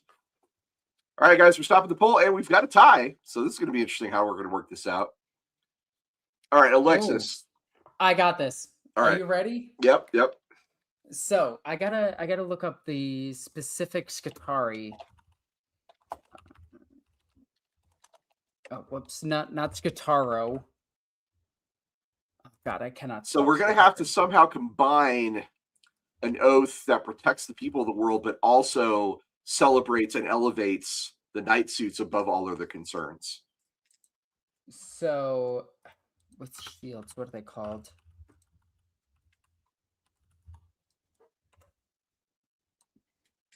What are they called? Oh my god. Why can't I remember their names? What are the Skitarii that use shield and lances? They're from the Heresy. I can't remember their names right now. Let me see if I can find I am out. drawing a blank. They're not Skitarii. Are they Skitarii Vanguard? No, that's the troop choice. They're Skitarii something. Victor would know this. He knows Skitarii lore way better than me. Okay, so Are they riders or are they infantry? What are they? they're infantry. They have a lance and they have a shield. They're The from Titan the Guard. Heresy. Or the Secretary Hoplites. Hoplites, yeah. The Hoplites. Secretary Hoplites, yeah.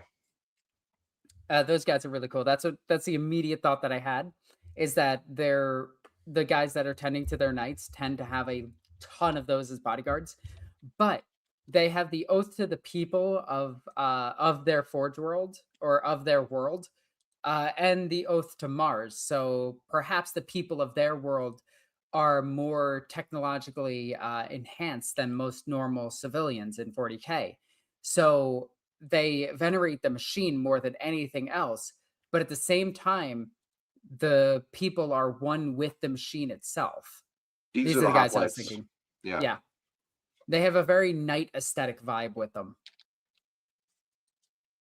So That's the yeah, biggest I can get it. Unfortunately, I can't make it any bigger, but that's what the Hoplites. Yeah, they're so cool. They should also be on 32mm bases. They look silly on 2025s. All right, so explain it to me again. How do we combine these two oaths? So can I see it real quick? The two oaths. Let me see where it was. We got. So the oath of shielding and the oath of the machine. The oath of shielding says we protect the people of our planet above all else, and the oath of the machine says we protect our suits above all else. Yeah, so a lot of the people of their planet are technologically inclined. Thus, they tend to the suits and gather resources of, like, the people of their planet send out envoys to go and collect materials to repair the suits themselves. And when going, one knight must go with them to protect them as part of their oath to those people. And when they go and gather the resources, this one is protecting them from any and all threats. And when they come back, it's considered part of their initiation to being a full-fledged knight. Like, yes, you got the suit, but now you need to prove yourself. This is like a coming-of-age thing. Maybe the suits are considered citizens of the planet, and like they involve them in centerpieces of festivals and big cultural moments. I can see a suit dancing down the street. Hey, boom. Yeah, I like that. I wouldn't say citizens because they're above that, because it is feudalistic. Like, what could they be presented as where they're considered nobles? Champions of Sahel. Yeah, there we go. They represent the planet. They are like the Olympic, contenders of those are boys. Like Manchester United is for certain parts of the UK, right? It's like those are our guys. Those for us. Yeah. All right. So there we go. We're rocking right along with this. We're doing good. And our next question is, we need to talk about the setbacks. So far, it's all been smooth sailing for House Kaida, but it's going to end now because there is a permanent scar on our house's history. This is 40K. You don't get all this for free. Something bad has happened along the way. Something always bad happens. So let's talk about these options. The great wound that has been left in the house, right? The first option is the Massacre of the Lost, where an ambush or a betrayal or a particularly bad war wiped out an entire generation of pilots at once. And the house is still struggling to field a full muster of trained nobles today. Second option is called the Heretic Scion, where a once beloved noble turned traitor. Into the service. into the service of the ruinous powers, an act of betrayal that the house has never fully recovered from. What did you think of that? You were going to say something about the first option. What were you going to say? The Massacre of the Lost. It's actually really cool because like they probably have like barons and things that can pilot armigers, but they can't pilot knights because they're not noble enough. And at any point they could fix this problem by just letting people pilot the knights, but their own customs are stopping them from doing that, which is the most Imperium thing ever. Which Very is like 40K. we need to field all of your knights. Well, we have 100 knights and we only have 42 nobles, so we can only send you 42. Okay. Yeah. Send all of them. No. The Silenced Forge option is where the Forge World or Sacristan lineage that maintains the house suits was lost for whatever reason. And that means that the noble house is struggling with degraded machines and dwindling spare parts. Ooh, that could explain why they have to go out and get new ones. Maybe. The last option is the Broken Siege, where the homeworld itself was invaded and nearly overrun by Tyranids. Maybe. And though the house ultimately prevailed, the entire regions of their world of Sahel remained scarred, depopulated, or haunted by the memory of nearly being annihilated. You gotta be annihilated. I mean, at least they're not the Imperial Fists, where they get annihilated down to one guy 4 times. It's weird that it happened once. It's weird that it also happened 4 times. So the one time that I know of is, of course, the War of the Beast. What are the other 3? There's the War of the Beast again, when they fought the orcs for the second time. And then there's something else where they called the whole chapter together again and died. I know it's like a running joke that they keep dying down to the last, or some of their chapters keep dying down to the last. The War of the Beast is the most famous example of them all coming together and getting obliterated. Okay, I'll have to look that up because I am curious. I love the Imperial Fists. I didn't used to like them until I got into the Horus Heresy game, and then I was like, oh shit, these guys are rad. Because the Heresy era fists are the most interesting fists, I think, in my opinion. They're just so very cool. It sucks that GW made like 2 cooler chapters than the Imperial Fist, being the Crimson Fist and the Black Templar. And we're like, yeah, we're going to focus on the Imperial Fist. And it's like, yeah, but you have a whole Spanish Space Marine army that you could do something with. The Crimson Fists, right? Those are yeah. Arden Fang says, could the Broken Siege be about chaos almost taking the planet? I mean, sure, certainly. Yeah. That is quite possible. I like that. I like that a lot. A Heretical Scion, though, does make a lot of sense. That is something that could break them. Well, which one would you pick? Oh, I mean, I like indirect damage that ultimately leads to the destruction of an entire like sector. I think the Silent Forged is probably my pick. Like, Tyranids were having trouble fighting the Knights, so instead they went around them and attacked the Forge that's repairing them and destroyed it instead. I like the idea of a massacre of all their nobles. And this could be a lot of things. Like you could even talk about like an entire generation being lost to Drakari raiders, and they're somewhere in Cormorant right now. We replace them all with these like pimply faced kids. Yeah, like our entire front line is all like, yes, sir, Mr. Simpson. It's all like 15-year-olds. I mean, you could do a whole young adult novel series based on that concept. I could tell you. I might, in fact, do it. You never know. All right, we've got a clear winner. Victor was looking into the children's books for Warhammer, and in like 2 of them, children die. It's like really dark. It's like awkwardly dark, and I love it. So I'm going to take that suggestion that from Arden Fang that the planet was attacked by chaos, and they were only fought off with great sacrifice. And with that comes great responsibility. Great losses, great sacrifice. Let's say great losses, I think maybe a better way to put it.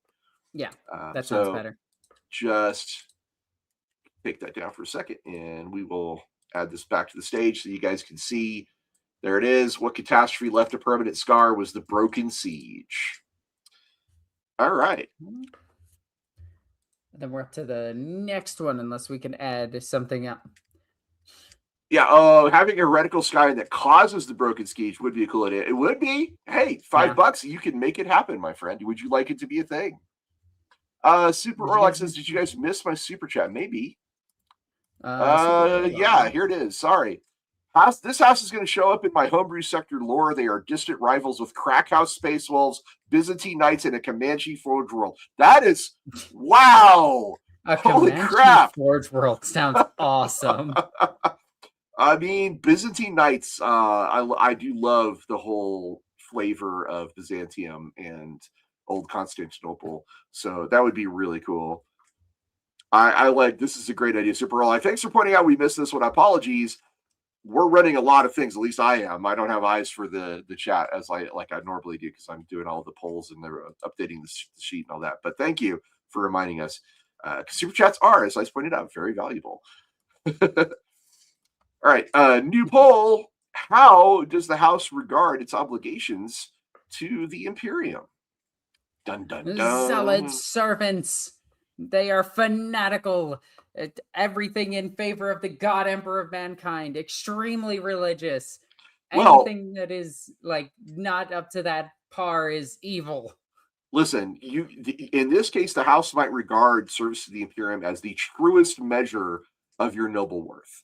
And this has been a thing that noble houses have done, is like, I am the guy who the king relies upon for his army. You know, this is a thing that it does happen in history. Reluctant vassals is where the house fulfills the letter of the obligation, but no more than the letter. And its true loyalties are much more closer to its chest. Very Dark Angel-y. Yeah.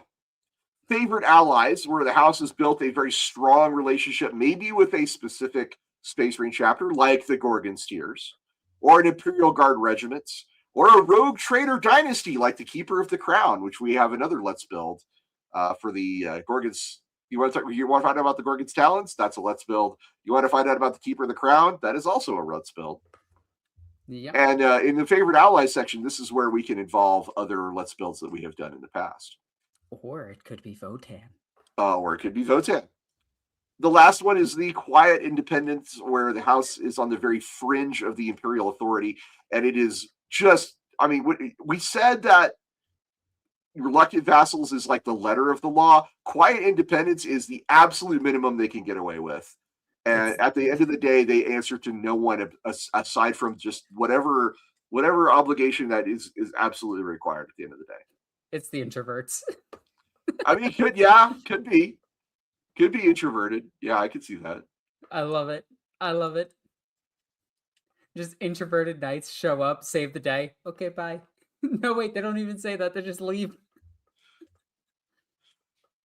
We do have a super chat from Dynaman. I see that. I will be reading it after we finish this poll. We probably could call the poll now, Alexis. What do you think? It's pretty obvious. It's right there. All right, so I'm putting down that quiet independence is the answer to the obligations to the Imperium. Our Night House is, let's just say they give only what they are absolutely required to and nothing more. All right, Dynaman. Dynaman says, I suggest that the Chaos Leader was a traitorous Knight Leader who became a Chaos Sorcerer. Ooh. The Chaos Force would be winning until the Loyalist Leader unleashed a lucky shot from his blessed weapon, maybe the harpoon, that killed the Chaos Leader. This would be reference to the legend of Sundiata, the first leader of the Mali Empire, who killed a tyrannical ruler / evil sorcerer with a single shot of a blessed arrow that had a chicken claw as the arrowhead. Holy shit, that is some interesting folklore there. You know what? I'm gonna add that in. The harpoon is literally made out of the claw of a great beast. We have to add that in. Yeah. All right, tell us the story of the Crotalid claw-tipped harpoon, if you would. Okay, so this thing would be massive enough that a knight would have to step in to fight it. So we're talking like that movie Rampage, with The Rock. Everyone saw it. It was definitely a movie. It was a movie of all time. It was not a good movie. But in that movie, they showed a giant crocodile, and that's what I'm trying to point out. This gigantic mutated crocodile came rushing out and had to do battle with the Knight Porphyron. The Knight Porphyron would shoot it a couple of times, but the creature death rolled in and out of the warp, out of the way, popping back up past its void shield, and well, not its void shield, its ion shield, and bit its arm, ripping the gun off. But while it did so, the knight forced it to the ground, blasted it apart, killing it, and then the scion of that knight commissioned the weapon to be replaced with the harpoon launcher of the Knight Valiant, but instead of the weapon at the front of it, they replaced it with the claw of the crocodile creature, The crotalids. the crotolid, the gigantic crotolid. They ripped off its claw and mounted it to the front of it because that pierced a knight with ease, and thus now it has that as its weapon. I think that's pretty good. All right. Well, it's written in there now, Dino Man. Congratulations. You have added a chapter to the history of House Kaita, which I think is pretty rad. Yeah. All right. Well, now we get to talk about free blades. Alexis, what is a free blade? If you'd like to just go off on that a little bit. So free blades are interesting because there's multiple different types of free blades. There are those that willingly leave their house to seek out glory and adventure. There's those that are banished from their house for a misdeed, but are still loyal to the Imperium. And then there are those who their entire lineage was destroyed and they are just the wandering knight. The last survivor. Yeah, the last samurai. All three of these knights are loyal to the Imperium, or loyal to the Mechanicus. It depends which household they follow. Although Chaos Free Blades also exist, don't they? Yes, but I'm going to talk strictly. If I'm going to talk about Chaos Knights, I'm going to say Chaos Knights. Fair enough. Because they are so radically different. They look the same, but they are completely different. These knights tend to show up when they're needed. They are the mysterious guardian that pops out, destroys something, and then disappears. But not too dissimilar from the Legion of the Damned sometimes. One of the most famous free blades of all time is Canis Rex. His knight, known as Canis Rex, is the most famous free blade in existence, and for a while was insanely broken on the tabletop. He is a very powerful knight who has killed so many things. His hand represents freedom, like he literally has freedom's hand as his weapon. He has a Las Impulsor as his other weapon, which is a very rare weapon. And he has the Chainbreaker as a multi-shot heavy stubber. He has a 50 cal that he calls the Iron Chain, which is great. That is the most famous example of a free blade. They just pop up when they're needed. They do their deed and then they leave. They tend to not stick around too long. They don't gain as many honors as other knights. They don't challenge many things to Mortal Kombat. They mostly just show up, kill things, and leave. Mortal Kombat. No music noises intensify. Anyway, so let's talk about the options for how the house looks at free blades. Because the free blades don't have any bounds to family or to lineage anymore. They are operating basically on their own. And sometimes this can be seen as a bad thing or a good thing. So the first option is open welcome, where free blades who visit House Kaita are received with honor and given a place to earn a new bond. Many of the house's current nobles may have been free blades themselves in the past.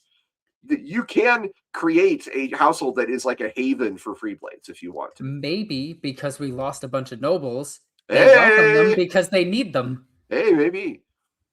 Deep suspicion is, of course, a very common one as well, because a knight without a house is often viewed as a knight without honor. Yeah. So free blades are sometimes treated as a potential threat or an embarrassment even to be watched closely if tolerated at all. The third option is the painful memory, because this house may have lost its own scions to the free blade life. Maybe Queen Agoji, her first prince or princess, may have been driven out by grief or dishonor or just a disagreement. And this becomes a problem where the queen or even the house in general speaks very rarely about free blades, and they have very complicated feelings on the matter. And then lastly is, of course, active recruitment. Free blades wanted, apply here. The house actively seeks out capable free blades to bolster its dwindling ranks. They offer land and titles and lineages in exchange for oaths of service. They don't get too many because they're too quiet about it.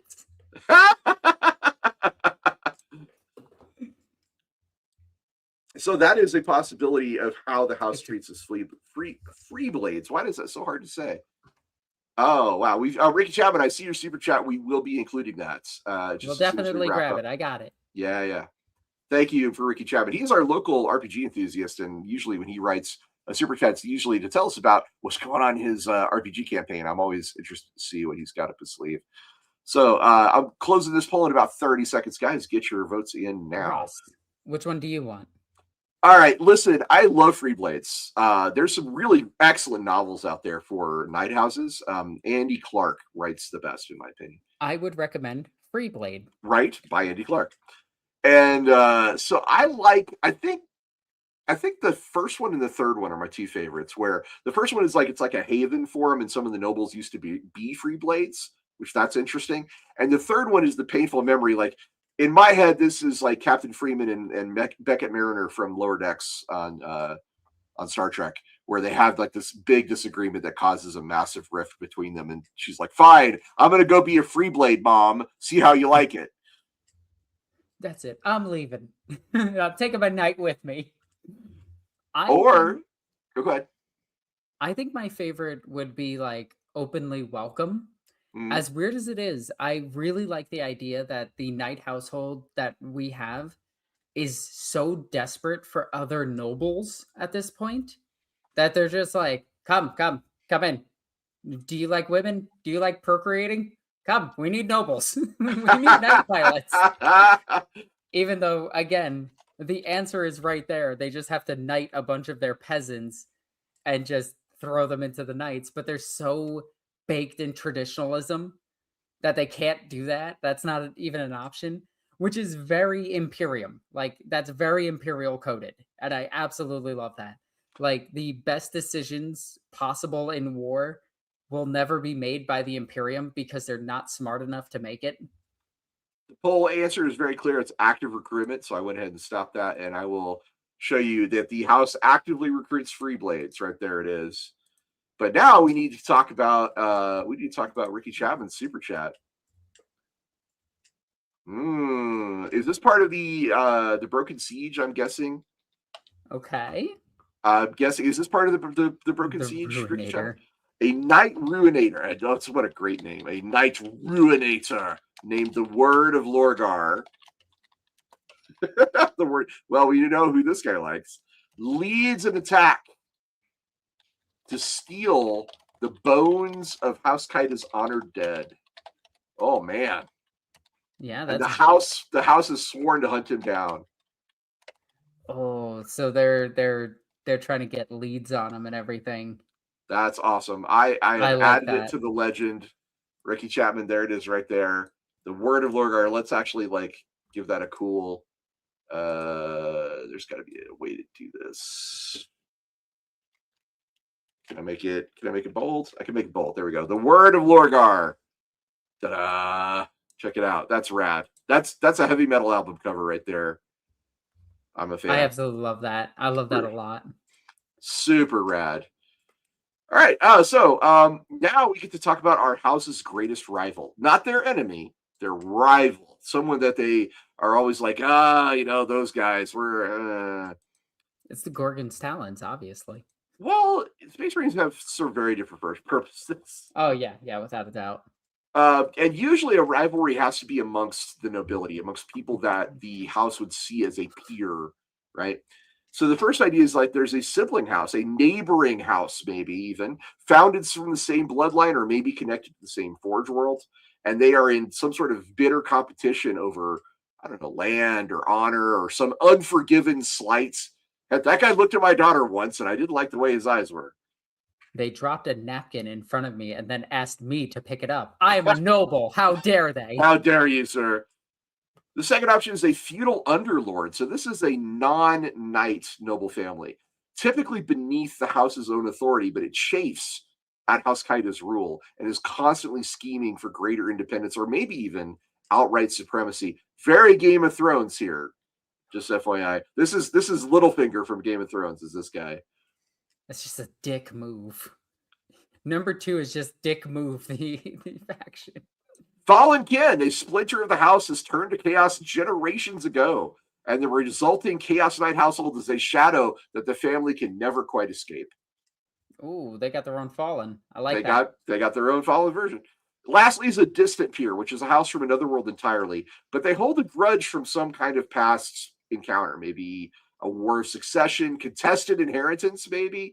And whenever these two houses, whenever their paths cross, they clash, and they have to have some sort of duel of honor, maybe. Okay. I like it.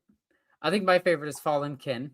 I love the idea of them going after, like, if we go Nurgle, it's literal zombified versions of their kin, where they can hear the screams through the war horns that they blare at each other, and it's just the screams of their dead, which could be really cool. Well, I like dark and terrible things. I like number 2. I like the idea that there's a non-knight noble family that's always trying to scheme and get their hands in things and gain more power. Like, it's the Scar, it's the Baron Scarlet and his band. They're always trying to undermine my rule. They're always trying to get something extra that they never get. We always have to make sure that we don't marry into them, or they'll be leading before long. They'll be leading this planet for themselves. That kind of a thing. But I think all of them are equally interesting in their own rights, and a Fallen Kin is actually super cool too. A Fallen Kin could also just represent a Freeblade that went down a darker, more ravenous path, where he's still loyal, like to the Imperium or whatever, but his style of warfare does not match the honor of the Knight household, and thus he's a dirty fighter. He throws dirt in their eyes. He fights with no honor. Yeah. You have no honor. Yeah. Because it is, again, it's a rival, not like an enemy. No. This is just someone you don't particularly care for. Not someone you necessarily kill on sight.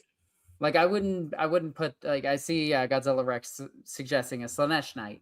I wouldn't put a Slanesh Knight there because I would want to kill that. However, I mean, if you have if you have to blame somebody for harboring cultish behavior, it always could be your rival. Mm-hmm.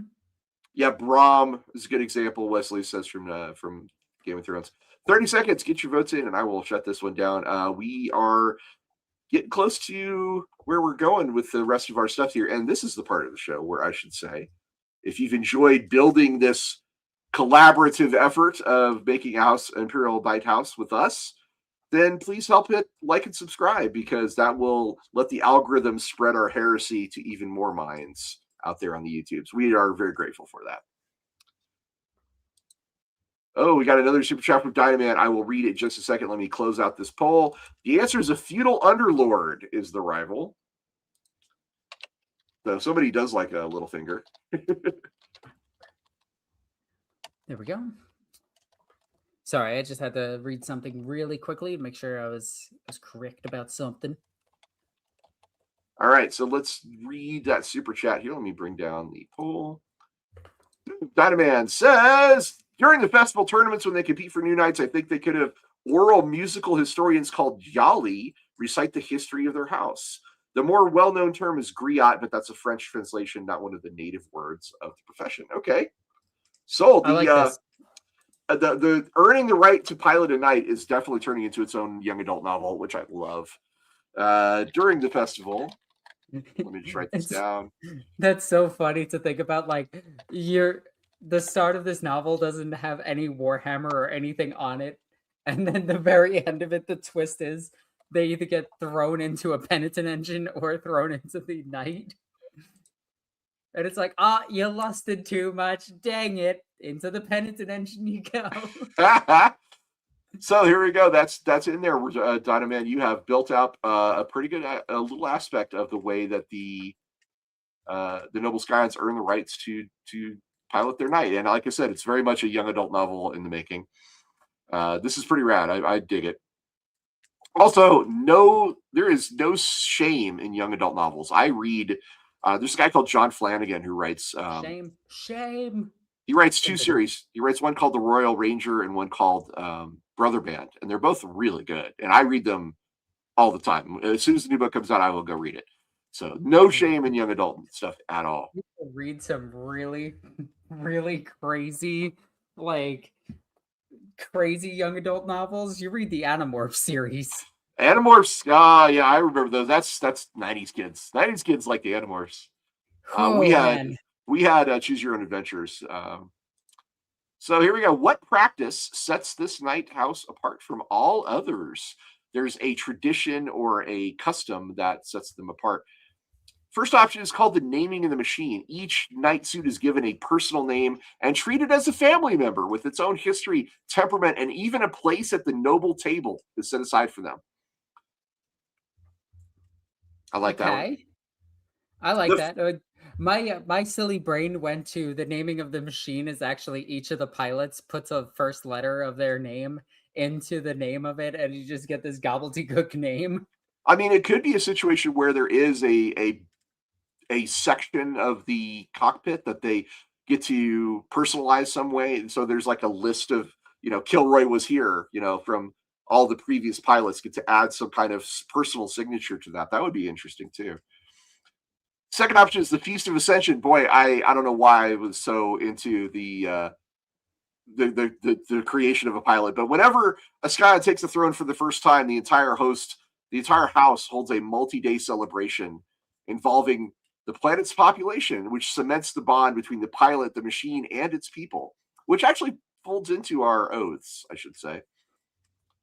The Vigil of the Fallen. This is where the pilots who died while piloting a suit, they're never immediately reassigned.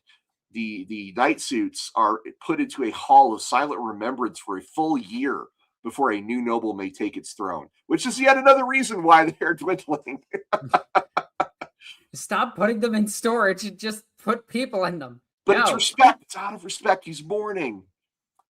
And the last one is the trial circuit, where young Scions are sent on a rotating tour through allied night houses before being permitted to pilot at home. So they gain a broader experience and forge inter-house bonds along the way. Yet another young adult novel right there. This could also be the trial where they have to go and get materials.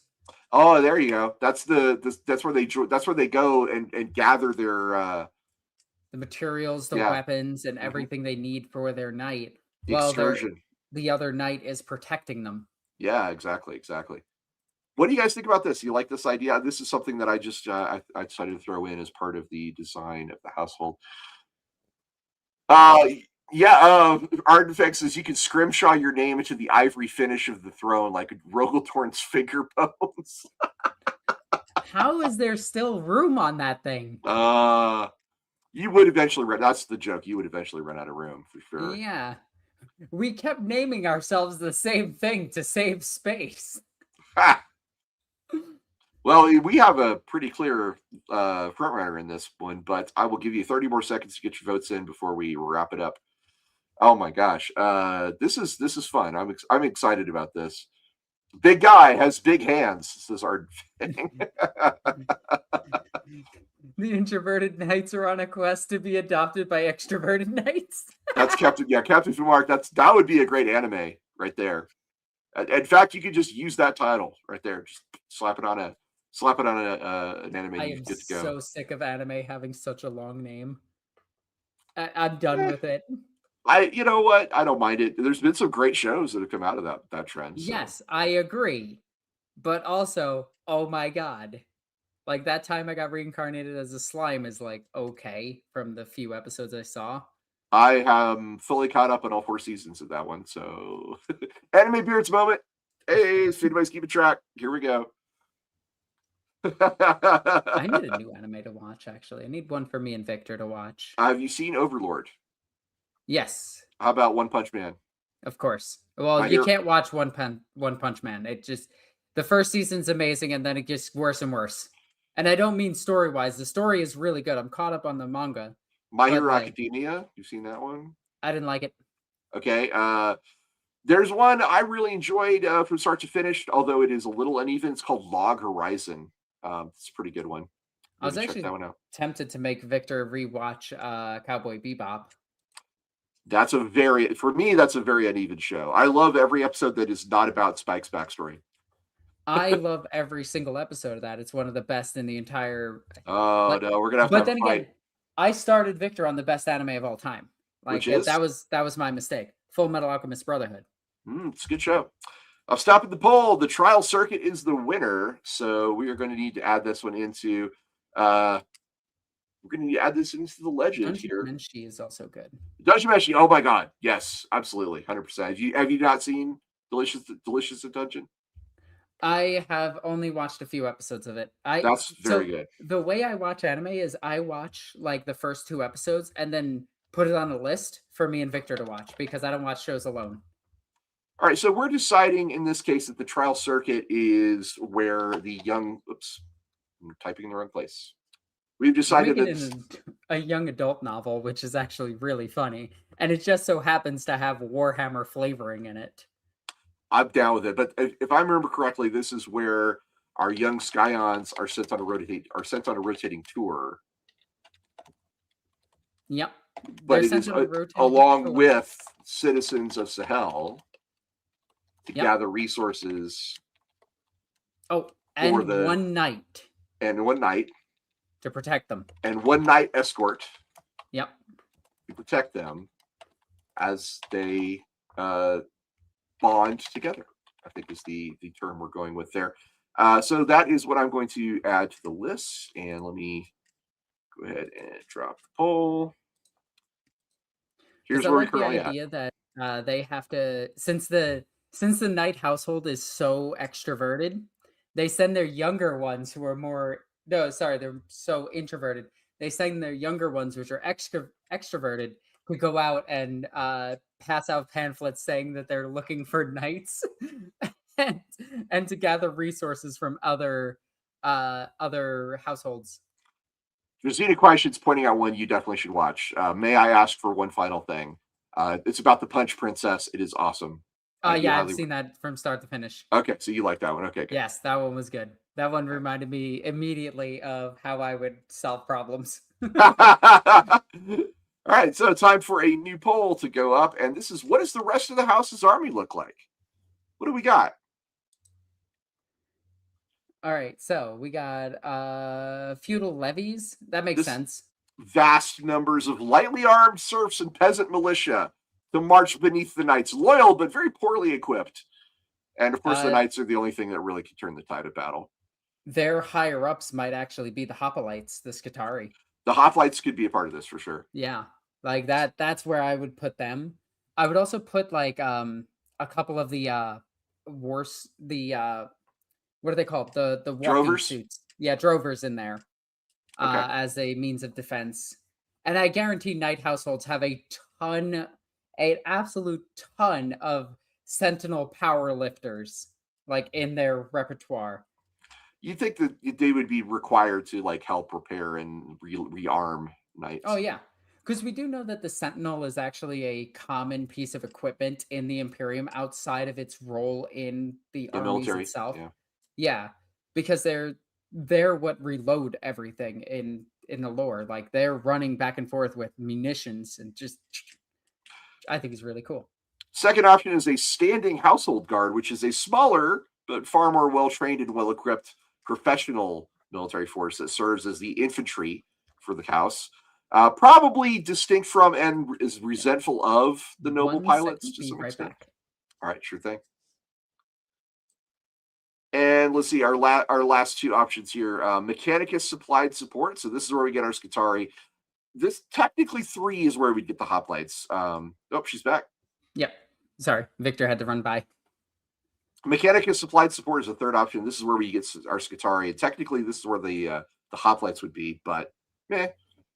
I could see the hoplites in the first one as like the leaders, like individual leaders. Like they almost take on the role of like a Skitarii marshal, but it's just the hoplite because they don't have that many like Right. yeah. Where the third one would be they are fully integrated. Like there are hoplites everywhere. Well, Skitarii too, generally, yeah. Yeah, Skitarii as well. I also like mercenaries, just so many mercenaries. Well, here's some fun facts, because you can supplement your forces with hired guns, right? And this could be road traders. It could be, Groot's auxiliaries. It could even be orc freebooters that you could get on your side whenever the campaign demands more than what the house knights can provide. Tyrellians are mercenaries. We know this. It could also technically be rogue Space Marine chapters, not heretical Space Marine chapters. Like the Red Corsairs. Well, the Red Corsairs are heretical. But okay, guys who are on their way to being Red Corsairs. Yeah, like the Dark Wolves, for instance. Or the original Astroclaws. Yes. Or what's left of the Shattered Legions that are still roaming around, that have formed their own little things. Probably not too many of those left after 10,000 years, I would imagine. I'm sure there's more Shattered Legions that have happened, or Shattered Chapters in this case. I like Ardfang's like, use the money we got from a lucrative contract with the Crown Keeper Rogue Trader. I mean, yeah. There could also be mercenary companies of fanatical militia. That's possible. Druzita says, I will laugh. He's currently painting wolf in armpits. That's a good one for Xenoquation. Love it. You're painting... Ogren mercenaries, says Godzilla Rex. That's a nice idea. Ogren mercenaries. Technically, the Leagues of Votann again. Leagues of Votann could be mercenaries, yeah. Yeah, they're really good at that. That's actually what they're mostly known for. By the Tau, anyway. Ardenfang says you could sell your Crusade era wreckage and broken knights for money to hire free blades. Oh shit, mercenaries could be free blades. That is also true, yes. Free blades are happy to work as mercenaries. They could also be Titan legions. Mm. Like typically it's the other way around. Yeah, not so much with the Titan legions. If there is a roaming Titan, just a single Titan, it might take the opportunity to bind more to a household if it can't get back to a Forge World. A couple of people are regretting their vote right now. Yeah, that's what happens. Well, this is why the thing is a one and done. You pick it, you pick it, you stick with it. Commit to the bit. Renegades. Renegades. I guarantee there's so many people that regret their votes. I see what you're doing there. I see what you I see what you're doing there. That's very possible indeed. All right, 30 more seconds on this poll and we'll close it out. But I personally like number 1 and number 4 are my two favorites. Like, I love the idea of just like screaming hordes of peasants, and I love the idea of mercenaries from off-world that show up to help out. And also, the other mercenaries could be like Necromundan gangs. Not Necromundan specific. I'm saying that like those gangs from other planets that want to travel somewhere. The Knight household might have means of them traveling, and in return, they act as their militia.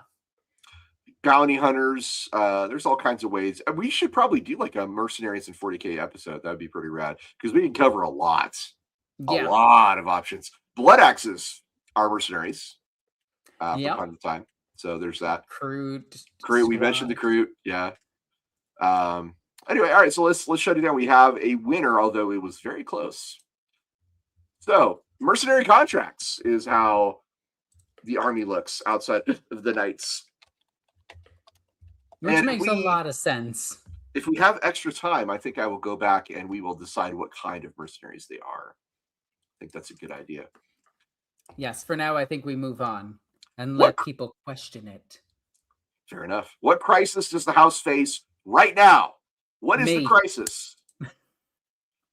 A dire circumstance, shall we say. The first option is a crisis of succession, where Maybe Queen Agoji has died or disappeared, and there's no clear heir, which, that leaves the house open to fracturing over who claims the throne next. Yeah, that makes total sense for a knight household. Second option is a dwindling muster. Too few suits remain operational, or too few scions have been trained, and the house can barely field enough knights to meet its most basic requirements. Oh, that would be a small knight household at that point. That's like maybe 20 knights then. It's possible. Yeah, that is. Third option is an old returns. An old enemy returns. Long dormant threat, maybe a rival house or an alien incursion. The shadow of the house's own fallen kin, perhaps, has resurfaced, and the current generation is unprepared for a fight that their grandparents once faced. Can you fight the fallen? Can you fight the fallen kin? Can you fight the old enemy? Lastly, is a debt called due. So there's some sort of ancient. The Votan again. Could be Votan. They definitely want. They enforce those contracts. God damn it. Yes, they do. But it doesn't have to be. Doesn't have to be a financial debt. It could be a favor or an oath sworn generations ago. So honoring this debt, whatever it means, though, will cost the house very dearly in either blood or land or even independence. I actually like the word of Logar being back for round 2. The word of Logar has returned. That would be pretty rad. I gotta admit. That would be pretty that rad. Sounds like a warband in itself, where it's like you have one Chaos Lord, you have like thousands of cultists, you have a couple of war machines that the militia brought with them, and then you have a knight. It's like, it's not Chaos Space Marines, but they have a knight, and that knight is scary. Dynaman points out dwindling muster could explain why they're hiring mercenaries. Yes. It's very true. Very true. Everybody's there. Just scrolling back through the comments, I love how I see all these people like, damn, I wish I'd have voted for mercenaries. Well, luckily they won, so we got our way. Okay, I'm moving over. I am just going to make sure and make a note that we want to cover 40k mercenaries on our show. Oh yeah, because there's so many that I want to cover. Thrud. Let's go. I get it. We want to put Herod in here because it messes with Ross, and it's his favorite thing to talk about. Herod. Blah. It's the most canon thing in 40k, according to Ross. Good lord. I do not like it. I don't like it at all. No, good Herod. All right, so 30 seconds on the poll. My gosh, we have a pretty open winner here, though. I think it's not going to change too much in the next 30 seconds. Yeah, I think it's the word of Lorgar returning with a retinue. Yeah, let's just call it here. An old enemy has returned. It is, in fact, the word of Lorgar. That and it's warband, I think, because then it's an actual like crisis, because thousands to millions of cultists. It doesn't really matter after you get to a certain number.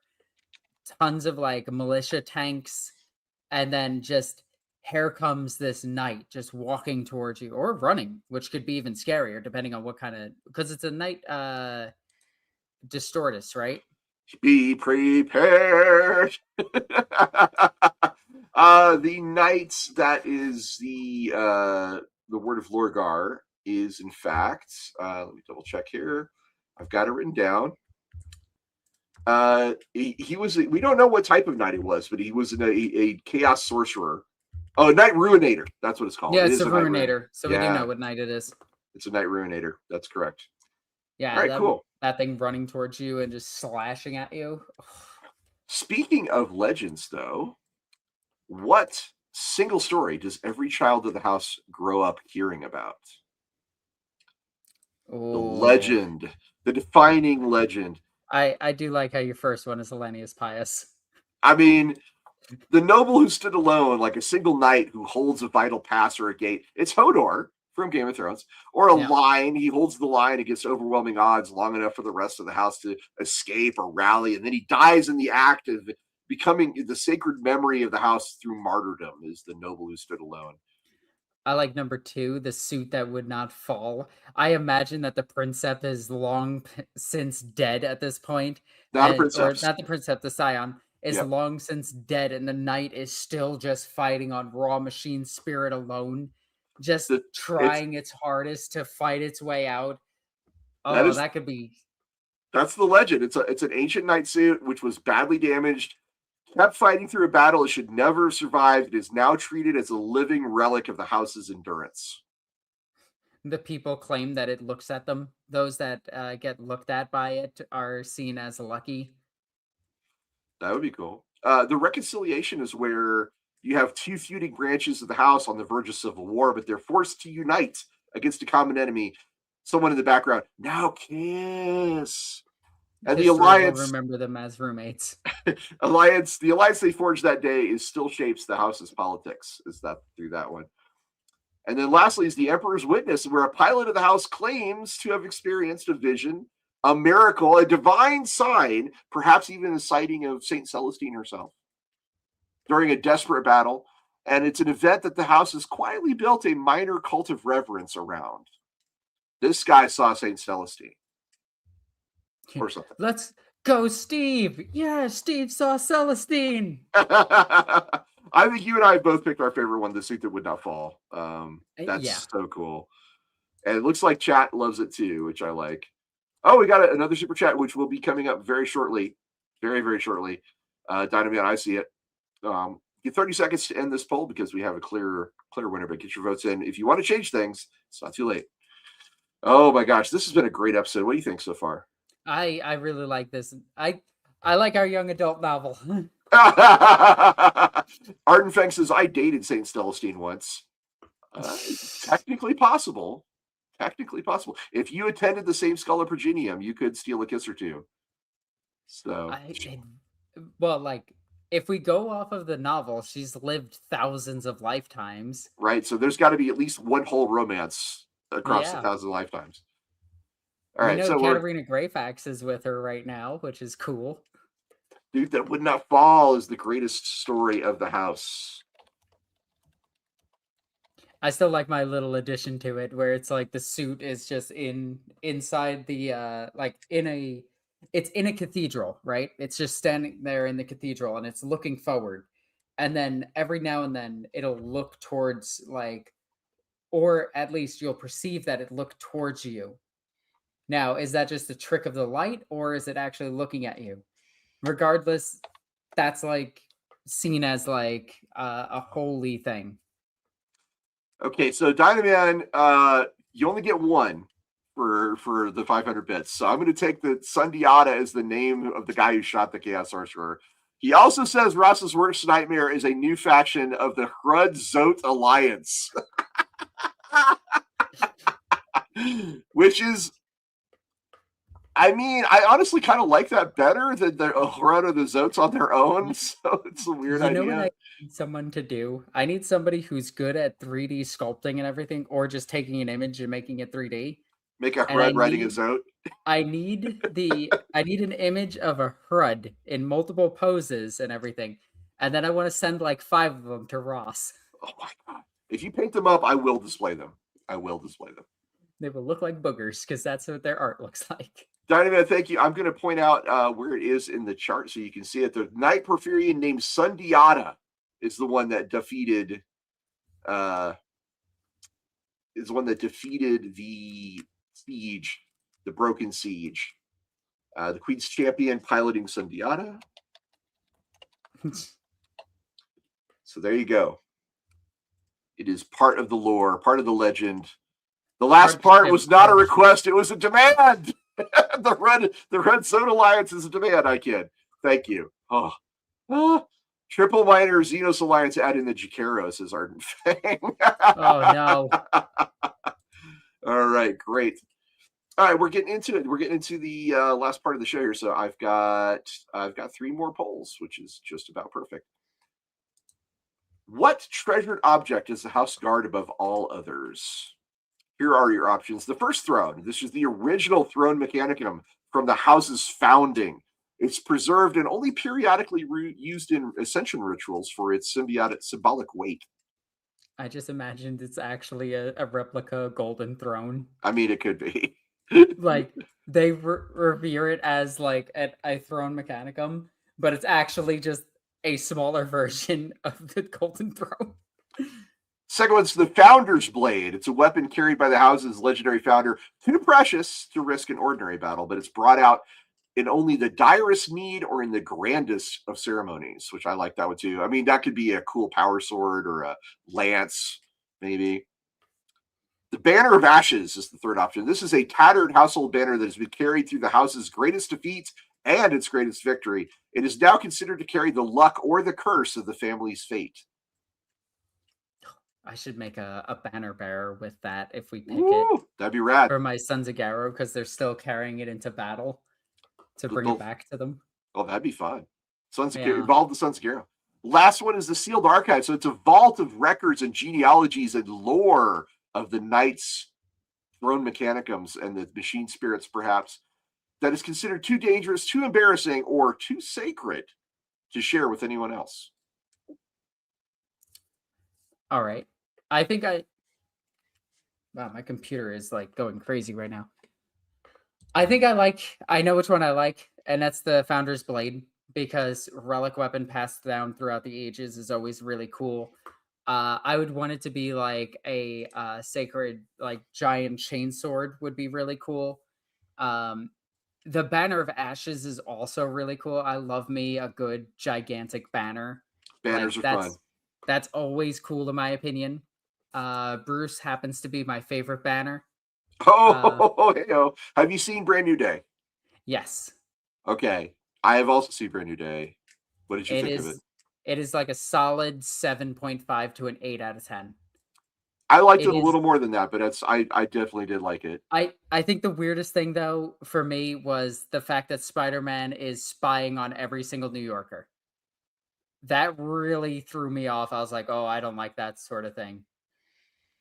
Well, I mean, he's got a police scanner. I don't think that's the same thing. No. He's actively scanning every single person's face in New York. Well, he built that for just to catch Jean Grey. Although, I mean, you're kind of extrapolating that he still has it afterwards. He didn't get rid of it. Right. Like this is the Batman phone thing from The Dark Knight. Yes, which Batman destroys. Yeah, which is required by Lucius for him to destroy it. So that is a little bit of it's a good thing. I hadn't thought about that. It's a good point. Yeah, it really set me off. Like that's a very Big Brother vibe from Spider-Man. Block cameras. I was like, I don't like that. Block cameras, baby. All right, so we've got 30 seconds left on this one, although very clear winner. The Founder's Blade. What is the Founder's Blade? Or do you want to come up with a story for that? So I think it's very clearly like the first chainsword used by one of the founding knights of the planet itself. Originally meant to like dig through the ground and clear like trees and everything, but it was used against the first beast of their homeworld.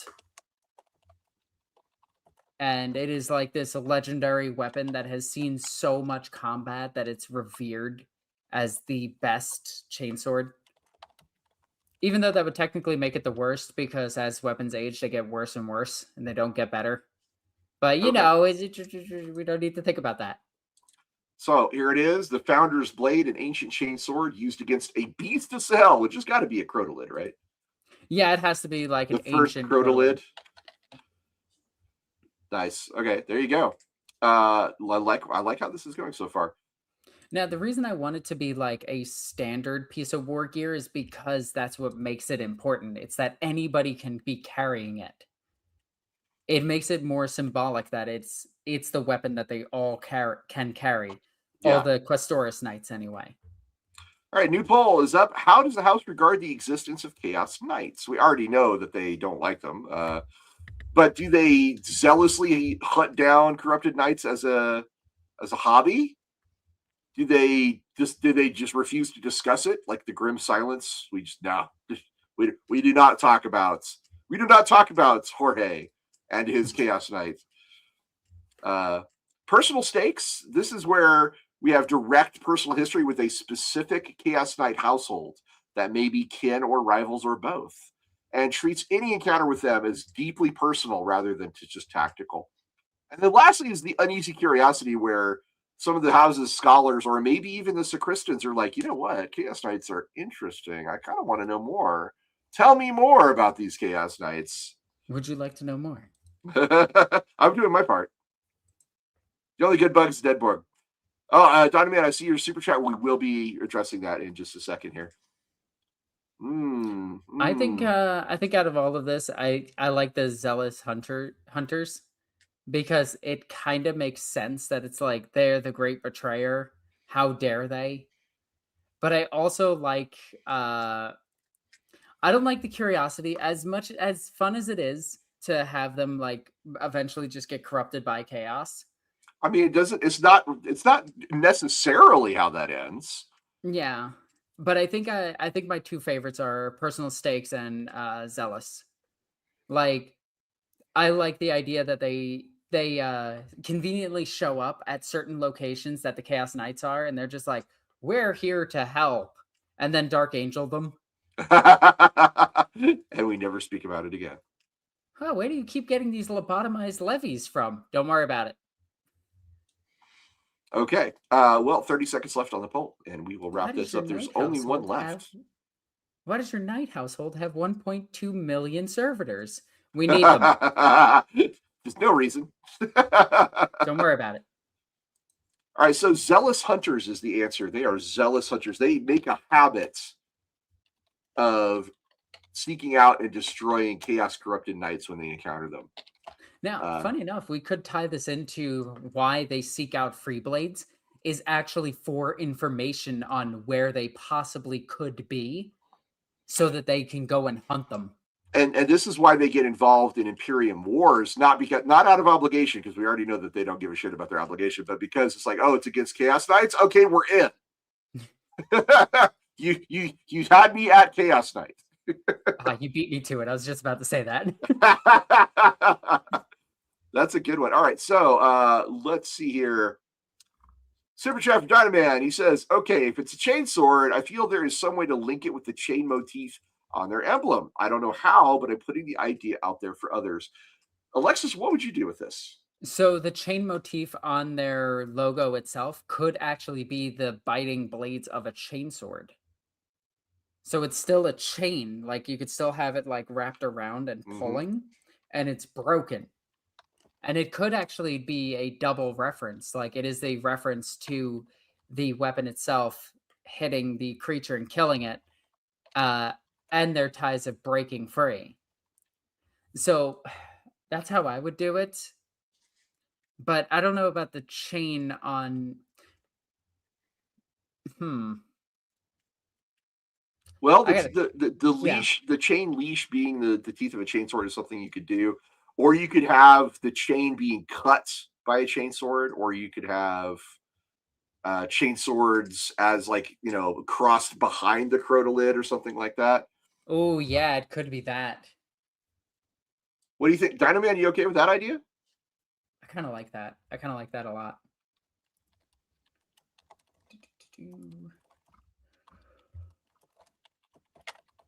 I think that works really well, actually. I'm trying to think of, like, do we want the swords with the point where the end of my finger is, or do we want them down like this?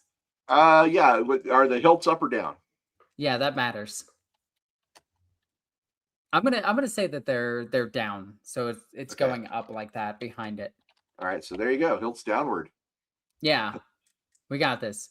Did you just ask about Lorgar? Ardenfang says, just send interrogators from the Inquisition. I mean, that would be something for sure. God, all right, last. That is something that the if they do keep the Inquisition as its own like faction, Imperial agents, I want them to add interrogators as a support unit for sanctifiers and inquisitorial agents or any battle line unit, and give them an ability that works with the Inquisitor. Like that'd be cool. Yes, please. All right, here's the last poll, everybody. It's the final one. What is the house? Final poll. Thank you, Europe. What does the house believe deep down that it exists to do? Protect the people. Obviously, that has never led to any problems. Actually, that could be really cool too, because you might run into a situation similar to the Space Wolves or the uh, the Salamanders, where they tried to protect as many civilians as they could, which ultimately led to chaos actually escaping the planet. Which is one of my favorite little tidbits of lore, is that because that's in the Demon Codex, and it's the same event, and I love it. Um, Preserve the bloodlines. Like they go out there and they try to protect their knights. If a knight falls, they try to run up to them. They might have something similar to like a knight apothecary. I mean, yeah, you could have different ways to try and preserve your bloodline. It could be a case where they have to visit the sacristans or a magus biologist and submit like a blood sample every time before they go out to battle to make sure that their bloodline is preserved. And somehow it could be cloning, could be, just saying. It could be that they preserve the bloodline in other ways, like they make sure that there is a ritual before you go out into war where you maybe get busy with somebody and maybe potentially have an heir waiting for you when you get back. Just saying. Little Slaaneshi there for you.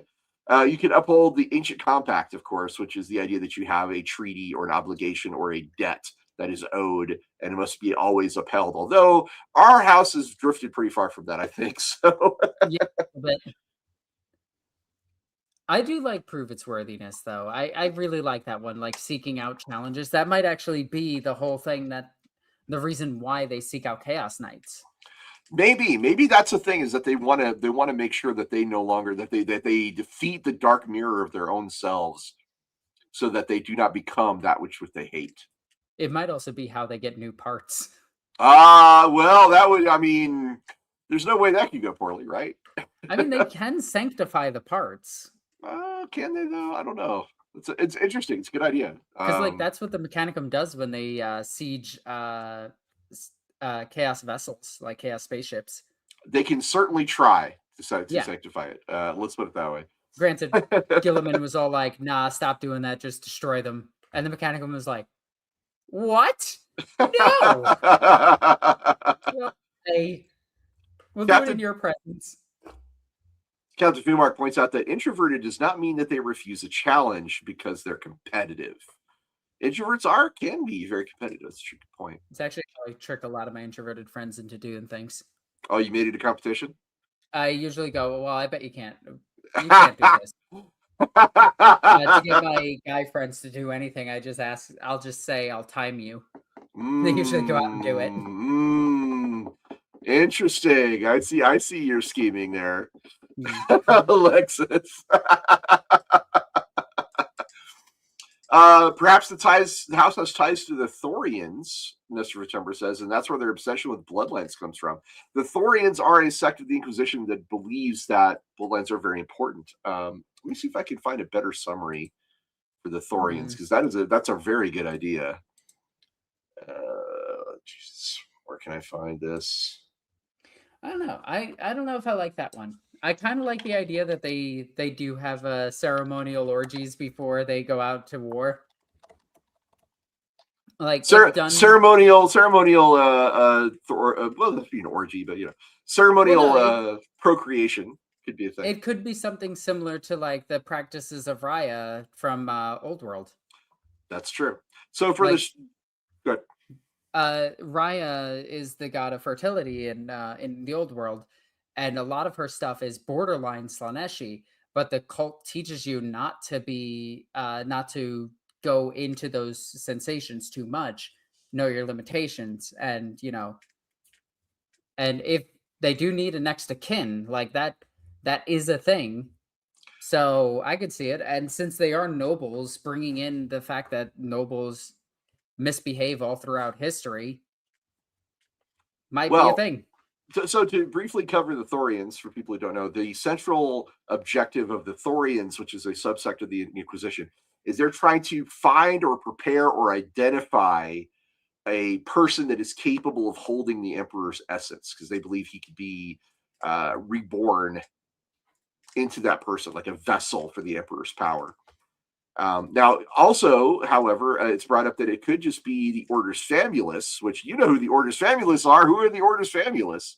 Isn't that the Sisters of Battle one? It is, right, but what did they specifically do? Oh my god, I cannot remember. That's the Genealogy and inbreeding, Yeah, interbreeding between noble houses, because they're kind of the Bene Gesserit version. yeah. Because I for some reason I got them mixed up with the Dialogus, and I was like, nope, nope, nope. Now I'm only thinking of Dialogus. Cool, thanks, brain. Dynamith says, "Why is that knight bouncing up and down? Isn't it? Are its hydraulics broken?" Hmm.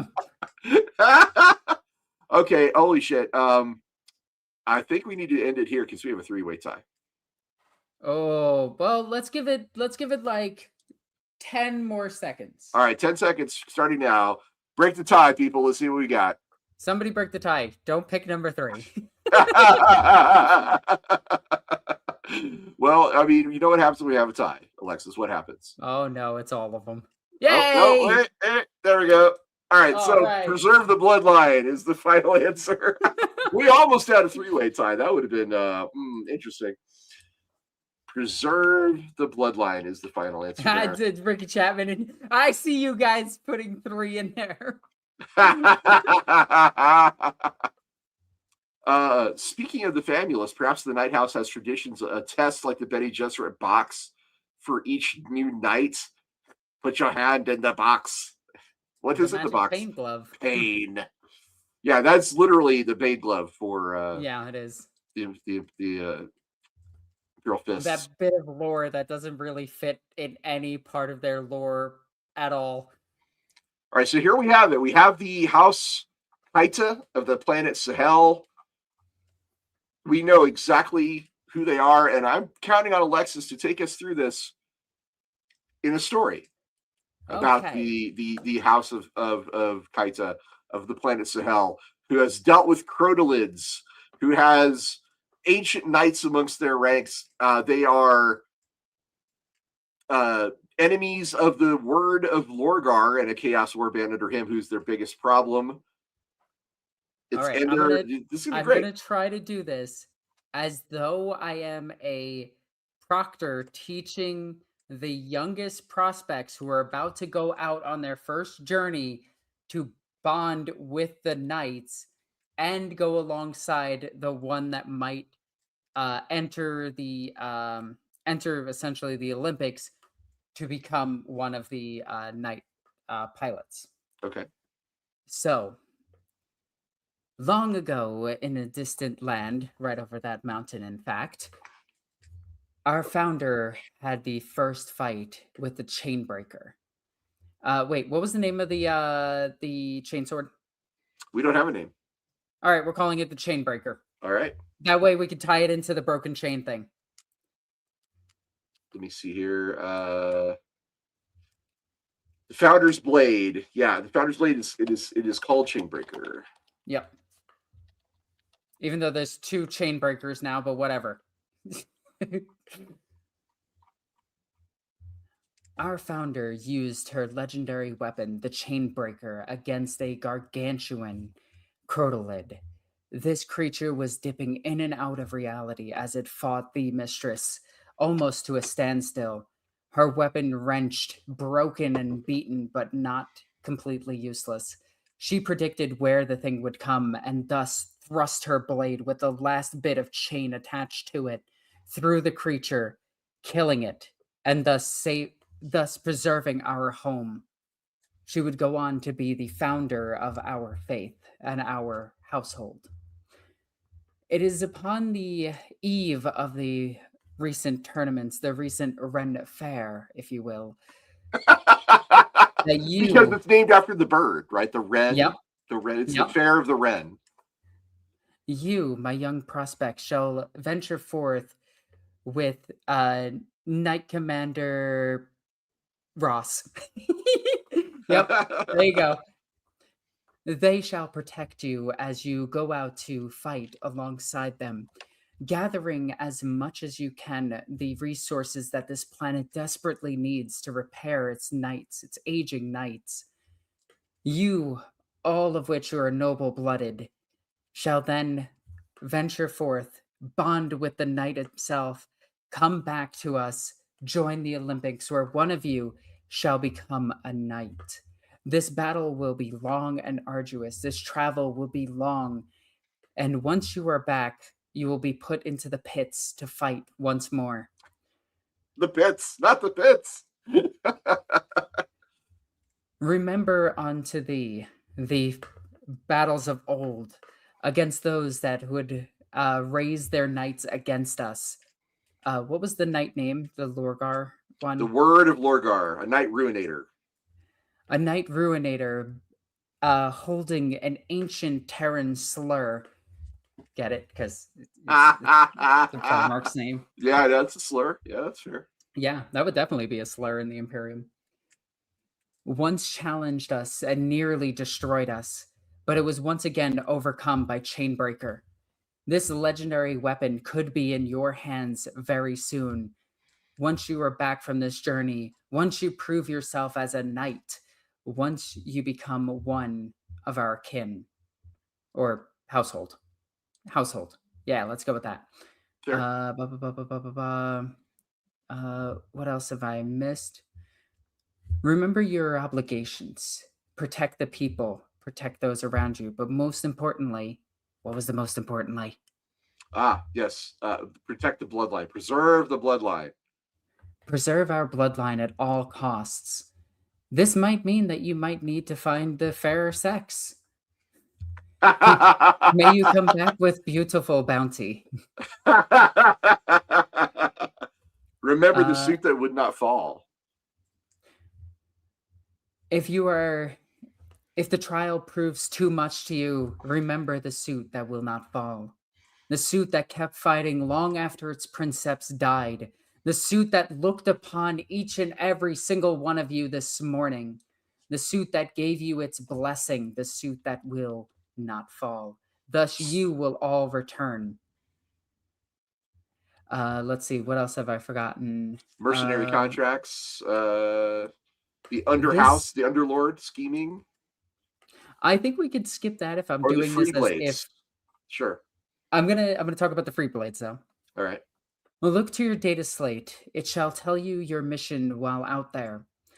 You are to find a knight of the free bladed knight. Recruit them, bring them home.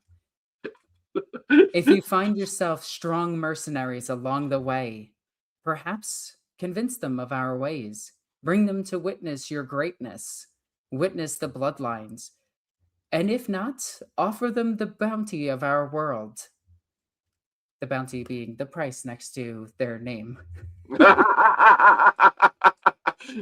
Or the bounty that maybe they put bounties on the Chaos Knights that they search for. That'd be kind of interesting too. Oh yeah, they probably do. But it may not be coin. It might be honor, or it might be like land. Like you get more land if you kill a Chaos Knight. Yeah. Yeah, definitely. There we go. That's pretty cool. Okay, I'm going to put that down under the Zealous Hunters. Now go and enjoy your trip. Remember your oaths and come back knights. Awesome. I named the suit that would not fall Sundiata, which is the name of the one that fought during the Broken Siege and has the power harpoon because that's just rad. Yeah. And the Oath of Shielding plus the Oath of the Machine is the thing that I think the other part we didn't really talk about. But oh, dang it. I knew I forgot something. It's fine. You did great. I think you did really, really well. Arden Fang says, bring me the engine block of the Renegade Warrior Knight. All right, so this is House Kaita of the Planets of Hell. I think it's actually really rad. That's a very cool description. It's got an African kind of theme. It's got verdant gold colors. Its emblem is a crotolid with a couple of chainswords. Anybody wants to do that up in the fan art, I would love to see it. We use armigers and rare heavy patterns of suits, which is really cool. The sacristans are bound to us by an ancient compact. And we have the Fair of the Wren, where we have the trial of the rivals that ends with them battling each other in unarmed drover walkers, while the oral musical historians called Jolly recite the history of the house. It is a obstacle course with regalia, lords and ladies, lackeys, and fanfare, which is just awesome. I imagine there's probably a Chaucer-esque herald who comes out and says, behold the Ayatollah of rock and rolla. He just really builds up the whole thing. I could just see that in my mind. That's a Knight's Tale reference for people who've seen that movie. The biggest catastrophe was the Broken Siege, where chaos almost took the planet. But the biggest challenge that we have right now is the return of that same force. The crisis of the Chaos Warband that now accompanies the Word of Lorebeards headed for us, and it will be arriving soon. We will have to build the Word of Lorebeard, I think, as our Chaos Knight house, right? Is it just the one night? Because it No, sounds that's like the Word of Lorebeard is one night amongst the Chaos host, right? So there could be the Yeah. Chaos house could be more than just the Word. Could be. That's actually that sounds like the name more than the word. More than the Word. More than words. Just hold up your bird. lighters. The word It's- bird is the word. Yep. Got it. I got it. Nice. We decided that knights who slay Chaos Knights in battle are offered additional lands. This is part of the reason why they are very zealous hunters of Chaos Knights and will kind of go out of their way to engage them. Above all else, they want to preserve their bloodline. The bloodline of Queen Agoji. She is the matriarch of House Kaita of the planet Sahel. There you go, guys. That is our Let's Build. Well done. Deeds exceeding words. I like it. That's a reference to Megaforce. Deeds not words was their tagline. Oh my god. Yeah, that was really good. That was really fun. That was an epic Let's Build, y'all. Good job. We do Let's Builds on this channel on Wednesdays, along with our other rotations of things like Lore Court and What Ifs and tier lists. So make sure to join us every Wednesday if you want to hear more of this kind of thing. Alexis, where can people find you on the internet? So if you look at this name over here, right there, boom, there it is. I'm Norn Queen Alexis. I recently posted a couple of battle reports on my channel. I'm posting 2 more very soon. I do stuff on Twitch. I do stuff on YouTube. I do stuff on TikTok. Yeah, that's pretty much it. Oh, and Blue Sky, but I barely do anything there. What about you, Ross? Well, you can find me on twitch.tv/TheRossWatson. I will be doing a Let's Chat tomorrow about the same time, around 3 o'clock Mountain Time. And I also have a Patreon, which I'm trying to get the link for that up, because I am trying to build up my Patreon, and I actually released a free content today talking about the Gray Box of the Forgotten Realms, if you want to check that out. Here we go. I've got it. It just took me a second because craziness. All right, so I can show it. There it is. That's my Patreon. Patreon.com/TheRossWatson. So check me out, guys, if you want to learn more about RPG gaming and all that. Typically, I don't talk too much about 40K, but I am starting to post some of our Let's Build questionnaires with all the questions. And if you want to do your own Let's Builds, you can find those over on my Patreon. All right, guys. That is about it for this episode. We do need to announce the winner for next Wednesday's show. It's me. For Lorebeards. Make sure I get this up. So we have decided that, let's see here, Saturday, August 15th, we'll be talking about the Adeptus Mechanicus is the winner. Oh, finally, we get to talk about the Imperium. I haven't forgotten about Lotara Saren. Lotara Saren she will be the next one. We won't even poll it. Next Wednesday, there will be a poll up right after the show, I think. If I've done it correctly, there should be a poll up right after the show. So go, if you're watching on YouTube, just go to Lorebeards on YouTube under posts, and you can vote on what's coming up. Also, they're announced in the Discord. So if you want to be up to date on everything Lorebeards related, go to our Discord and join it, because it's very, very cool. Until then, I think that's about it for us here. So, Alexis, what time is it? It is time to do our send-off. Yes. In the grim darkness of the far future, there is only lore. Thank you, guys. Love you guys. Bye.